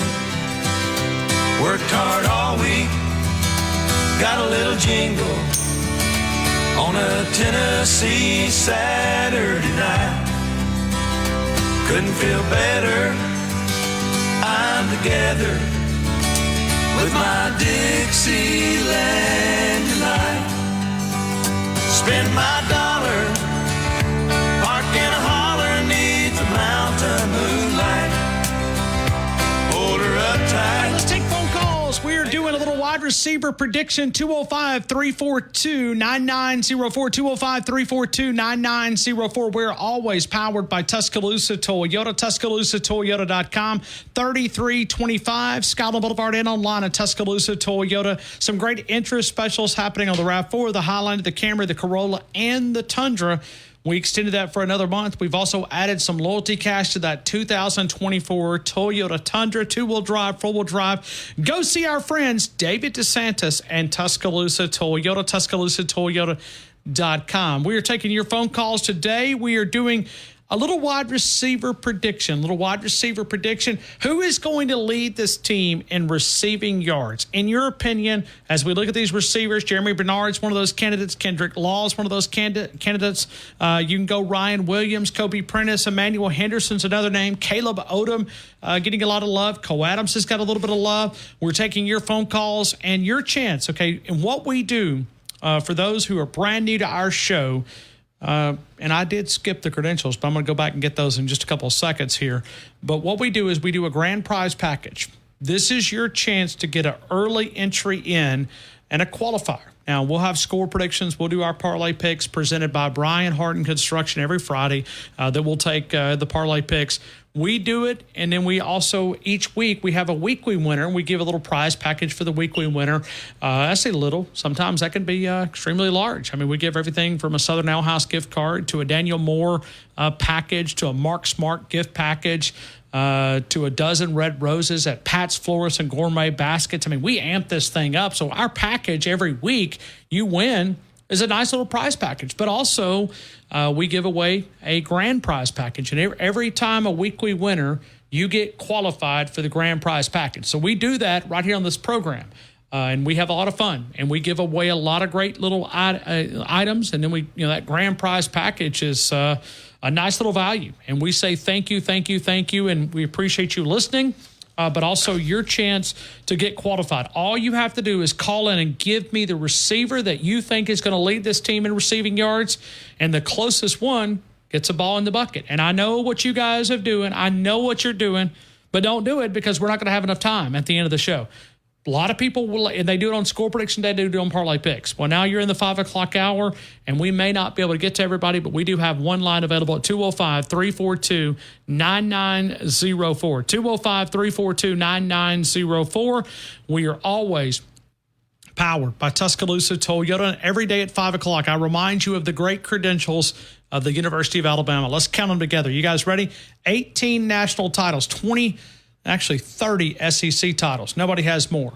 When you look at 147 first-team All-Americans, 77 postseason appearances, 45 postseason victories, 4 Heisman winners, the NCAA all-time scoring leader, and the greatest football coaches that ever walked the sidelines. We are talking a little Alabama Crimson Tide football, and we're talking about it right here on The Game. and we are powered by Tuscaloosa Toyota. We are 24 days away. We use Kevin Turner, but you could use Terrell Lewis. You could use a lot of different players. Kevin Turner, the late Kevin Turner, 24 days away. Brought to you by Alabama Credit Union, alabamacu.com. We have also got a lot of content on our website, tide109.com. A lot of Alabama coverage. It is a one-place shop. Not only can you listen to our show, but you can also dial in with everything that we're able to offer here. And we'd love for you to jump in and download the app, because we have the streaming rights not only to our 12 hours of local generated content from 6 a.m. with Martin Houston, Wimp and Barry Inside the Locker Room, 7 until 9. The Gary Harris Show from 9 until 11. 11 until noon, Wyatt Fulton, T-Town Sports Daily. From 12 until 2, Christian Miller, The Miller's Edge. Christian Miller and Corey Miller picking up every day at 2 o'clock. I am Ryan Fowler, and this is The Game. We'll be with you all the way until 6 o'clock. We'll also stream the Kayla DeBoer Show. That app is a free download, and we appreciate you for downloading that Tide 100.9 app. And get a chance, check out our content on Tide109.com. Let's continue with more phone calls. We go 205-342-9904. Bubba, Northport. Bubba, good afternoon. You're in the game. The world famous Ryan Fowler. How you doing today, sir? I am having a great day. And Bubba, I'm trying to take a survey, and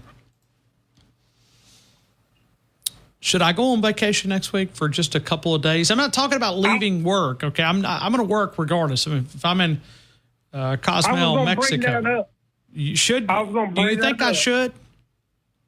Yes, you probably need to, because you're probably not going to get the deer hunt much. If we play all those extra games. And I just paid my deer membership just a couple of days ago. So you're saying that I've made a mistake? Is that what you're saying? Well, I don't know. You go on a lot of Sunday afternoons, so that'll help some. You'll get to go a little bit, but I wouldn't turn down a chance to go to the beach and eat all that good food at all. Well, I'm a guy that I need some good food. I say go. Okay. So Bubba in the vote category, yes. Okay. I want to go and give you my predictions so you can get everybody else on today. Okay. All right. I'm going to go with Bernard simply because he's been in the system. I know it's Alabama, but he's been in the system. Well, he knows this offense, this Kayla DeBoer offense. He's got it. Right. And I think he's. And I think saw that. Ryan Williams ain't going to be too far behind him, but I'm going to go 987 Bernard. 987. He had 419 last year. 419. So say it again one more time. 987? 987, yes. Got it. Thank you. I hope you have a great day, Bubba. Roll Tide. Roll Tide. Let's go to Raleigh, North Carolina.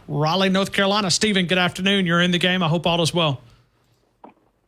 Hey, Ryan, I've got a brand new American Eagle bus, Alabama bus with plenty of room on it. Okay. Anybody who wants to get on board this bus, because it's leaving the station when it comes to Alabama football. Yeah. I mean, listen, Stephen, you're starting to get some tickets reserved, okay? There's a lot of crawfish going on.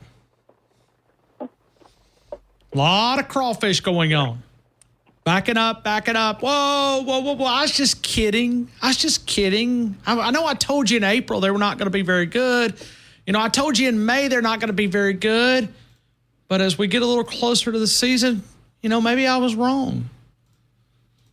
Starting to have a little crawfish going on. But I'd rather have crawfish in August than crawfish in September and October. The fans of Alabama don't realize how good they have it. I turn on sports talk radio in this town. It's 3 universities, within 20 minutes of each other. And all they talk about is pro sports, pro hockey, pro this. I mean, you cannot get any local college sports talk. And I understand it was that way in Texas, too. Just like I said, the fans of Alabama don't realize how good they have it with your show. Well, thank you. I was actually talking to a friend of mine earlier. It's in radio, and he does radio in another state. And we were talking about, I said, well, what drives your conversation? He said, "Man, you better be touching, college football in his city." And we were talking about the sports that really don't do it, and it's kind of like leaving. Nick Saban used to say, "We're leaving money on the table." A lot of people, man, leave money on the table talking about these sports that nobody, I'm not saying nobody cares about, but a limited audience. Right. Hockey? NC State hockey all the time here. Oh, now, they're Lord. crazy about their hockey here, but NC State here is Raleigh is an NC State crowd. The city of Raleigh, big NC State fans. They get one show one time a week on their sports talk radio. One show, one day a week during football season. That's it. To talk about, and it's called Wolfpack Therapy. That's all they get. So I appreciate what you do. I'm so thankful you guys have that app, and I can listen to you guys every day. Well, I say this often, but I'll say it again. It's an honor to serve the Alabama fans. I don't say that just, being from the state of Alabama, but it's an honor to serve a fan base that is so passionate about what they do. Yeah, it is. I was born into the fandom of Alabama. I was born into it. I chose to be an Alabama fan at like 10 years old is when I started. I don't know, 1978 or so. And I can't imagine being a fan of another program as good as we have it as Alabama fans. Yeah, I'm glad I don't have to be a loser the rest of my life. I just pulling for a team and, I'm glad we're bowl eligible. Because I went through those days of Alabama football. It wasn't fun, man. It was awful. Oh, my God. Oh, it was those awful.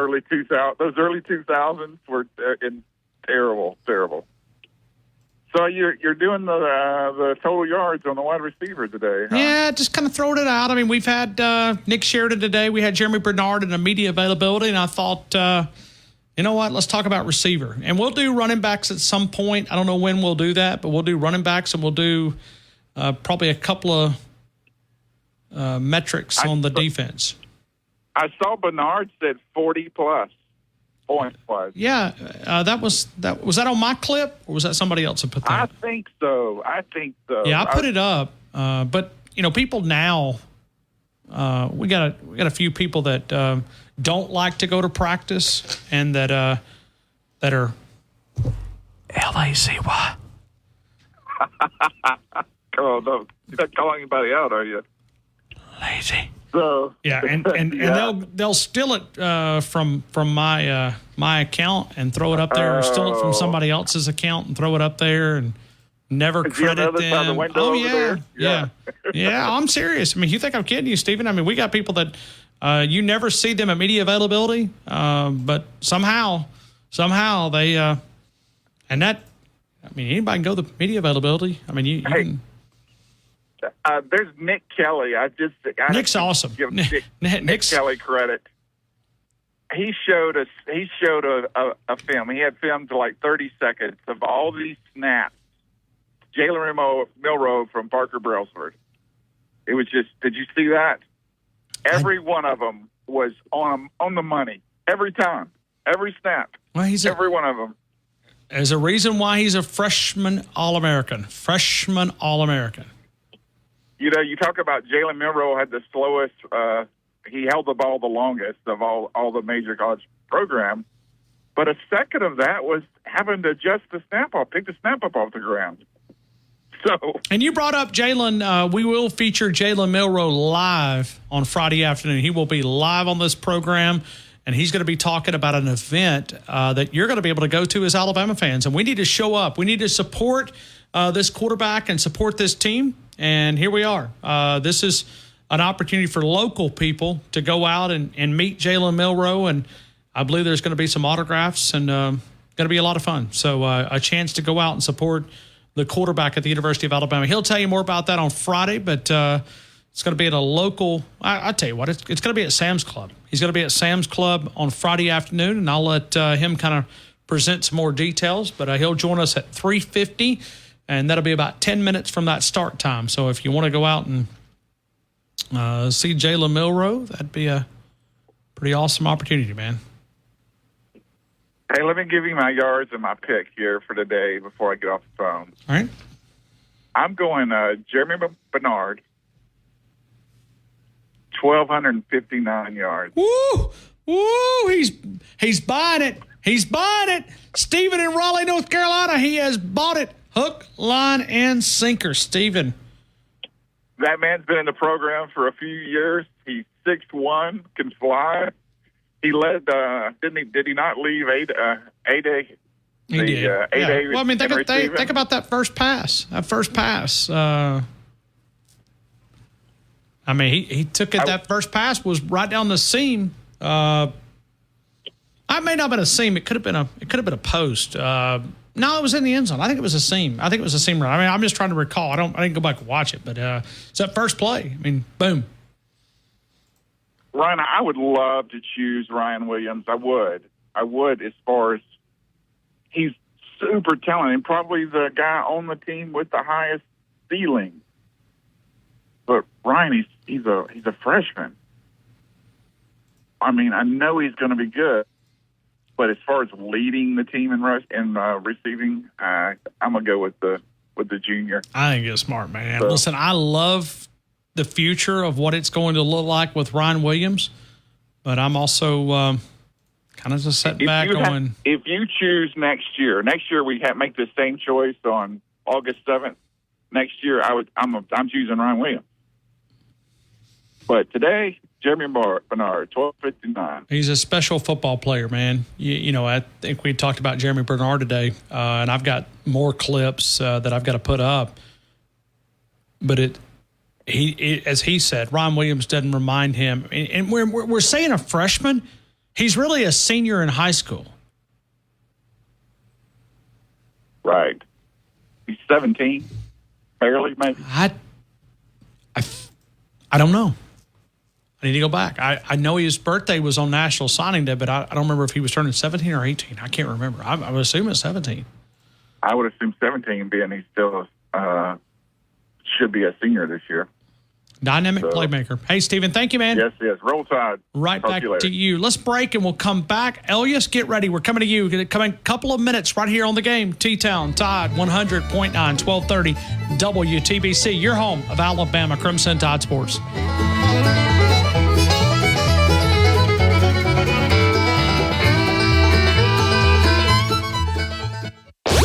This hour's West Alabama real-time news update from the Tuscaloosa Thread Newsroom. 25-year-old Keandre Lee Hawkins has been charged with capital murder in the fatal shootings of his mother, 62-year-old Antoinette Hawkins, and her 63-year-old boyfriend, McCran James Montgomery, in the 3700 block of 25th Place overnight. The Tuscaloosa City Council voiced anger at a racial slur used at Nick's original Filet House last month. 7th District Council member Cassius Lanier told the family involved he did not believe that Jack Moltz's apology was sincere. And today is the first day of class in Tuscaloosa City Schools. Get 24/7 local news coverage and sports updates when you download the free Tuscaloosa Thread app and sign up for twice daily email newsletters. Tide 100.9 Traffic. Tuscaloosa traffic now from the Townsend Nissan Traffic Center. Still trying to get this accident completely cleared. Unfortunately, it's a motorcycle-involved crash in Midtown, in front of Midtown Village, and this is on McFarland Boulevard, eastbound near 15th Street. This is definitely, creating some heavy delays, but again, they're starting. Double whammy. Basically double or nothing. You earn, we match. Discover Cashback Match. See terms at discover.com/creditcard. Tide 100.9 Tuscaloosa weather. A sizzling hot afternoon. The sky mostly sunny. The high today 98. Tonight fair with the low at 74. And the weather stays dry tomorrow and Friday. Lots of sunshine both days. Highs between 92 and 95. I'm James Spann on the ABC 3340 Weather Center on Tide 100.9. The best sports talk show in all of Alabama.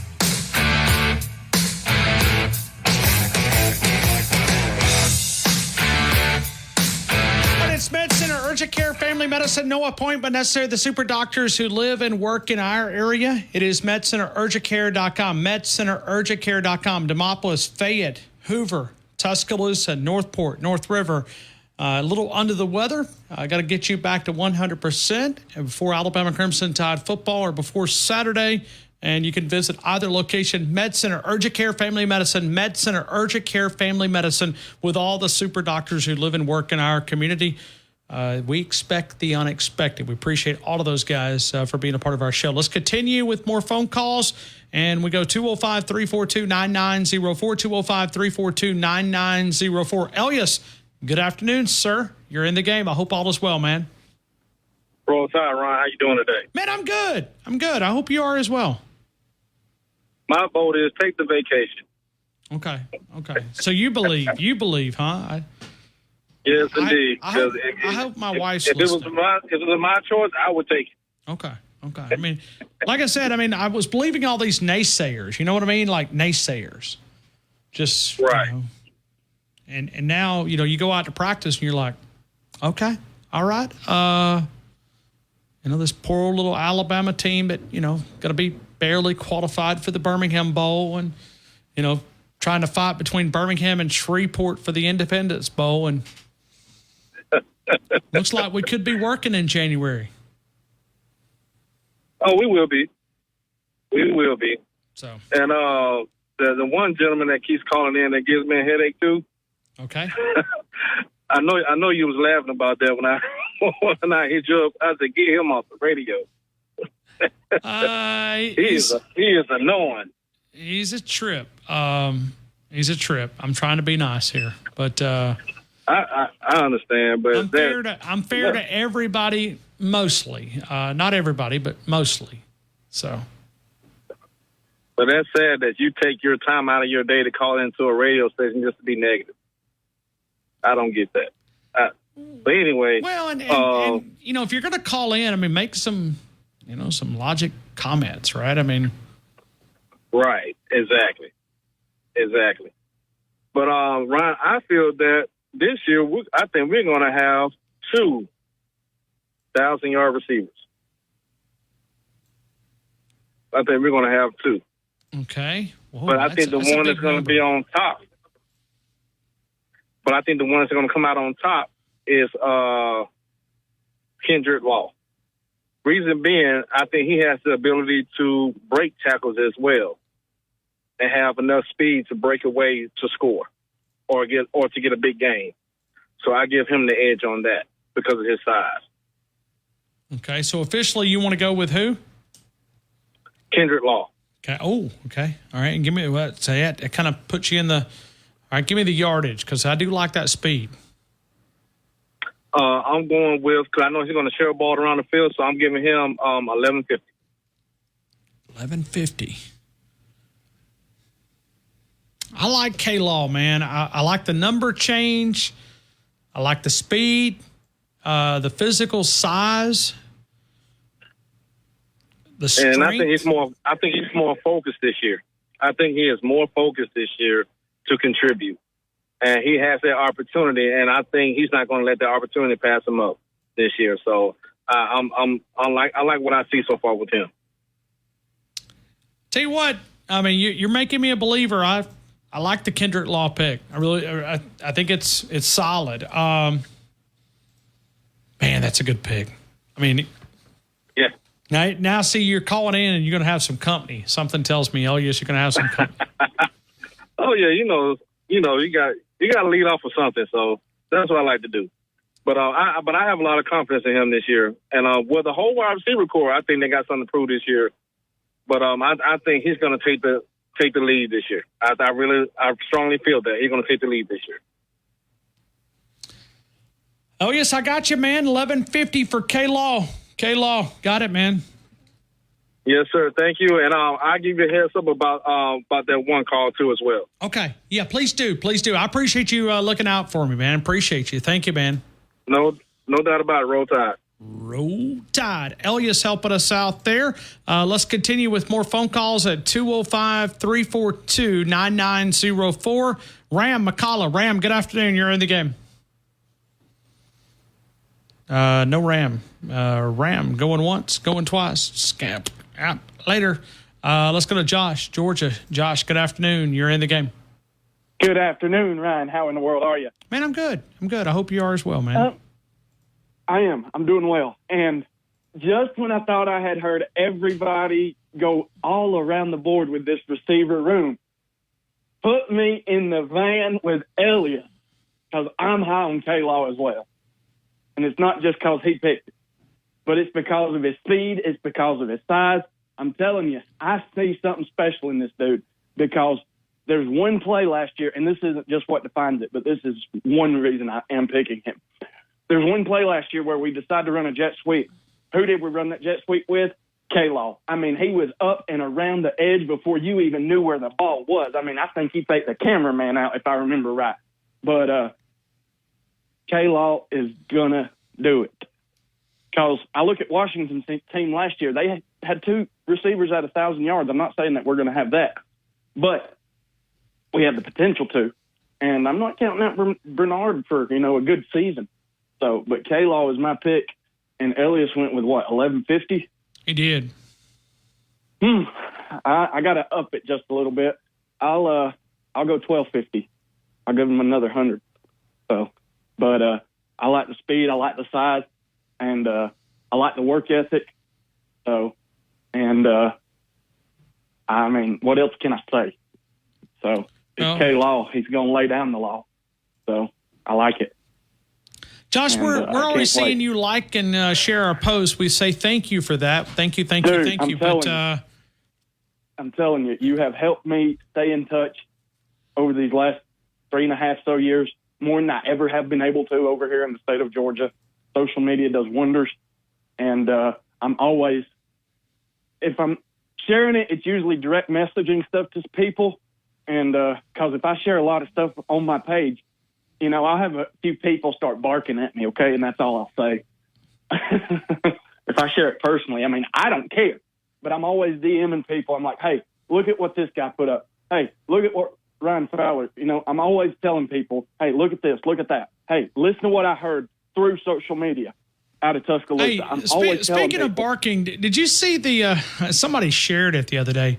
It was a group of Democrats that were protesting something up in New York City, and they were getting around and they videotaped them, and they were barking like all these people were barking. Okay.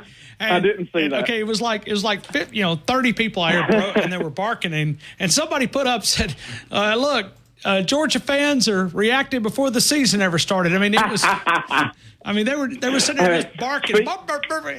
Speaking of that, do you remember? You remember the guy that y'all did the video at the Bryant Museum with? That's coming out the weekend of the Georgia game. That little documentary thing. What was it? Wes, I think, was his name. His Instagram popped up on my feed a couple days ago, and he was going around in Athens surveying people. He goes, "Hey, what's the age cutoff for you to not bark at people?" And they're like, "Man, there is no age cutoff. There is no age cutoff. We bark at people all day long." Man, well, I mean, at least from a Georgia perspective, I'm not taking up for them, but I mean, at least they have a mascot, right? I don't know what the folks were up protesting. I don't know if it was global warming or climate change or elephant crap or whatever. I mean, but it was. I mean, there was just a group of like 30 or 40 of them that were marching down the street, just barking. I mean, randomly at people. It's like what? At least they wasn't cackling like hyenas. Yeah. Well. And they probably that's probably not too far off. Their IQ was probably very similar, but yeah. Right. But yeah, K-Law's my pick because I just like that speed and size, and I think he's going to be nasty.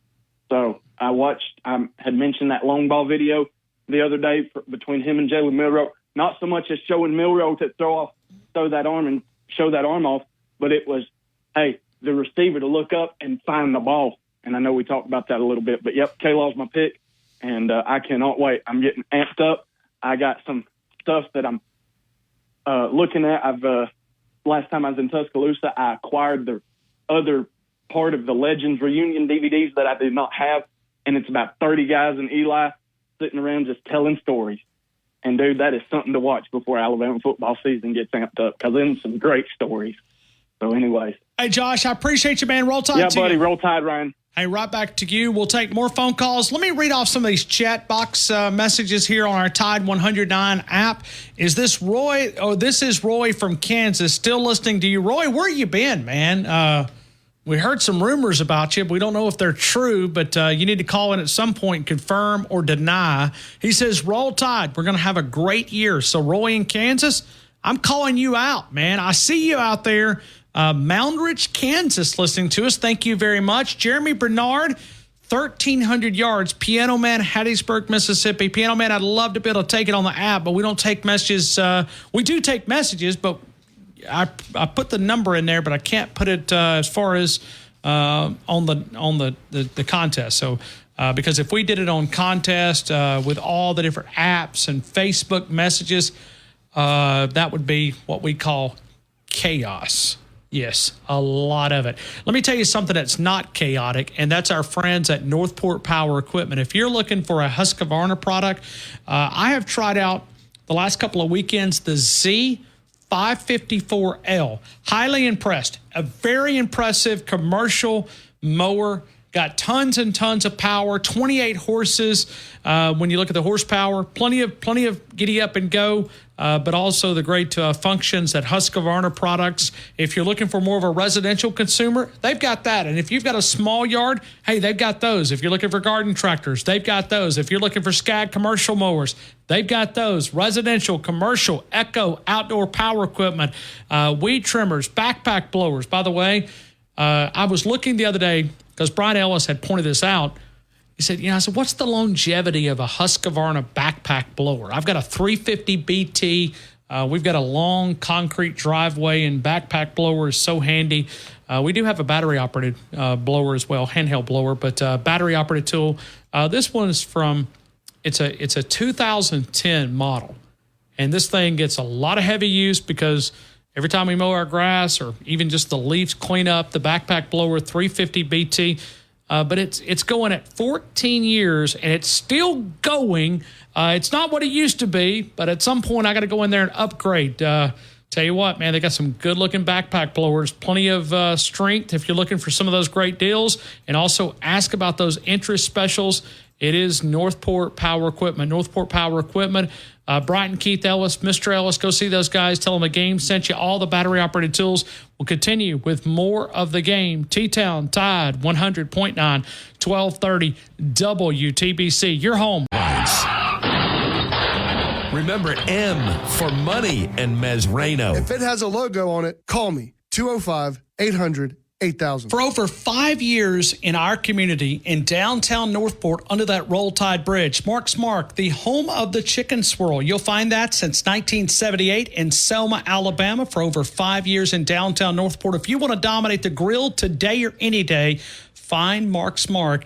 A great stop by on your way home. If you're preparing for dinner, they've got a lot of those gourmet dishes that you can find, the great casseroles, the dips, the appetizers, the great steaks, the pork chops, the burgers, and all the supplies you need. Now through December 28th, Castrol Edge and Edge High Mileage Motor Oil are on rollback at Walmart. Claim based on sequence 9 test under high-load conditions versus API SP test limits. Rumsey Environmental, a one-stop shop serving West Alabama for all of your waste removal needs. If you're in the construction business, take a little bit of stress out of your life. The construction debris removal containers customized to fit your job site, the portable toilet service, the storage containers to protect your valuables. It's Rumsey Environmental for that complete waste removal service when you have to know. To earn free food. At participating Taco Bell stores for a limited time only while supplies last. Price and participation vary. Drinks exclude freezes. Tax extra. Rewards program subject to terms and conditions. Points earned on qualifying purchases. Did you miss any episode on...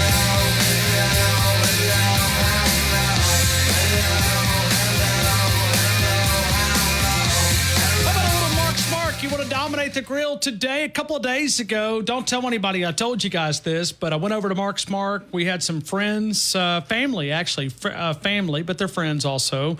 They are Tennessee fans. Now, did I admit that? I'm sorry. My bad. I did.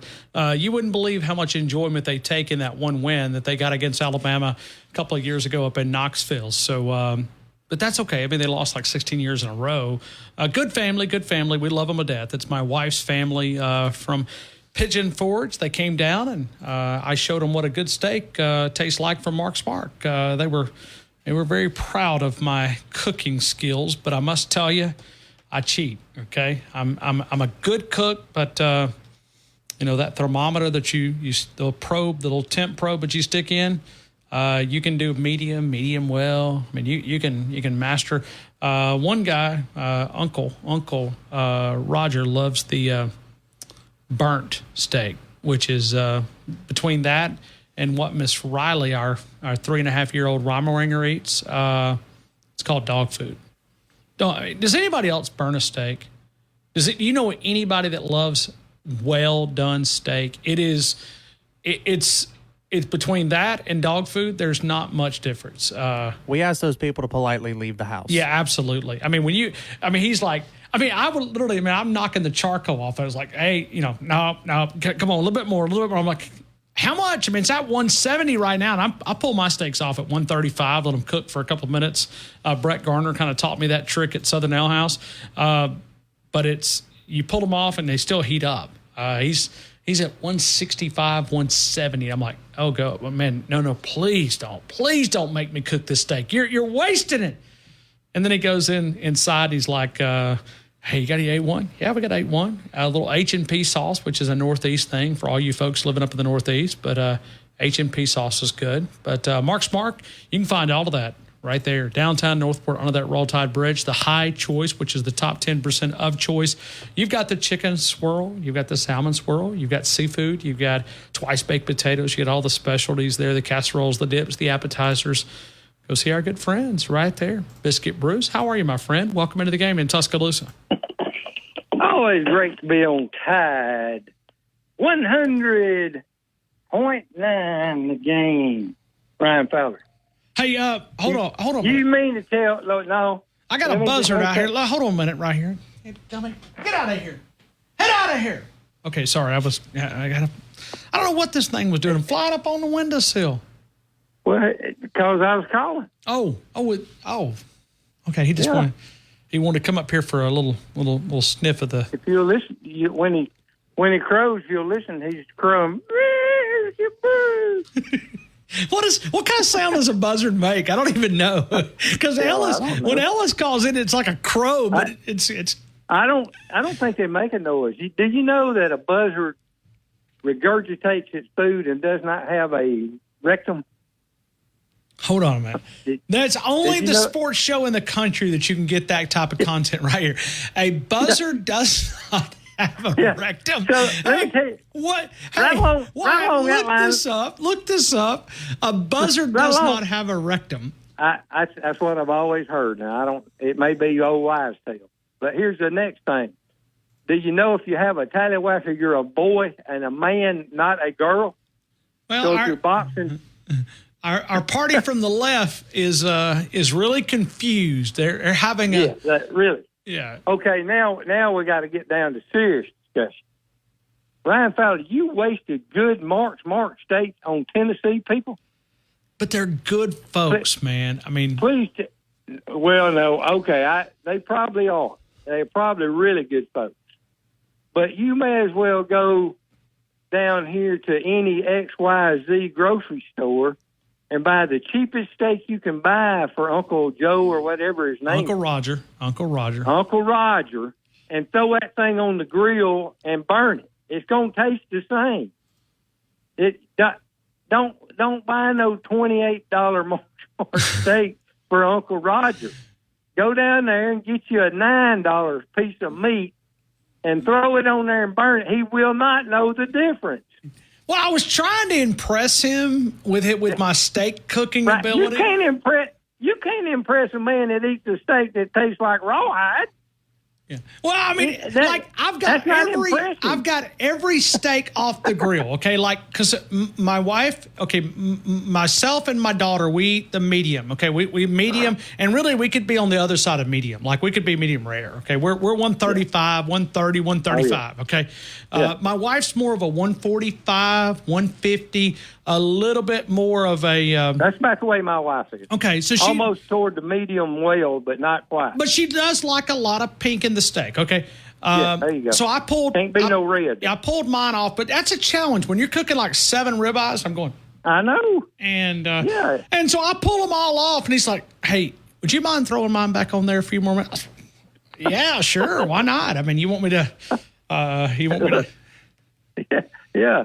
We can go eat our salad and come back and get your piece of shoe leather.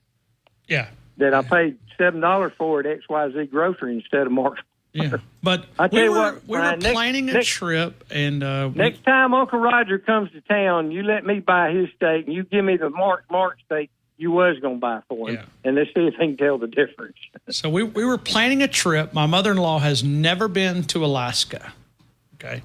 Next May, we are taking her to Alaska, and that's what That'll be an awesome trip. Yeah, if it is unbelievable. It is unbelievable. Don't even hesitate. Just go. If people out there, if you're on the fence, you're like, I want to go. Just go. Just go. I mean, if you're thinking you want to go to Alaska, just go. Book it. Book it. You need to go. And while we still got some freedom and liberty, do it. Do it. Yeah. Ain't that the truth? So, okay, let's get down to yardage here. Okay.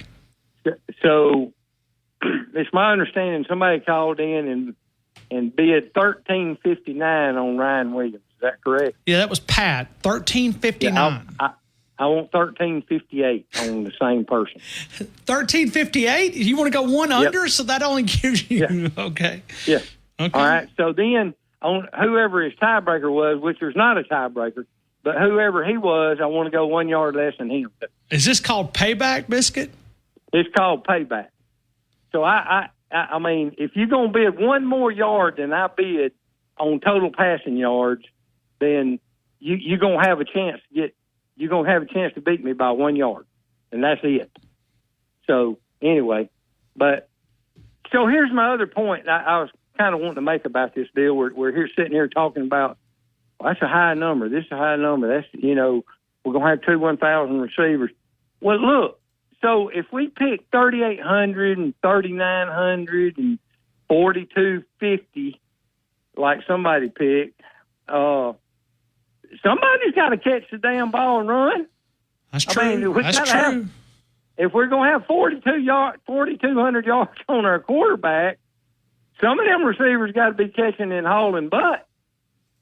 So somebody's got to have some yards. Now, I understand it's probably going to be distributed between backs and out passes and tight ends. Yeah, probably the best thing I saw this morning was running backs catching the ball. And they look good catching the ball.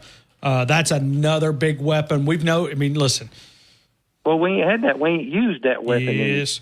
Yeah. Listen, there's one thing that I can say with almost 100% certainty, that Kalen DeBoer is going to use a lot of elements of this offense. I mean, they're going to come at you a lot of different ways. Biscuit, I got to get to this break, man. Well, that's what we was talking about, right? If Alabama does lose, which I feel like they may lose a game or two, but they ain't going to lose it 14-7. I promise you that. It ain't going to be no 14-7 game. It's going to be 49-48 or 51-49, or you better score if you're going to beat Alabama. I think I can promise you that, and I can't always promise you one thing, if nothing else. We are the University of Alabama. Roll Tide. Biscuit Bruce helping us out there. We're going to go to phone calls coming up here in just a couple of minutes. We'll do our best. I see the phone lines are jammed up. I told you, White, that we're going to wait the last 5 minutes. We'll see. What in the world? Another buzzard sitting out on this. Let me see if I can run him off. We'll continue with more of the game. Tide 100.9, 1230 WTBC, your home of Alabama Crimson Tide Sports.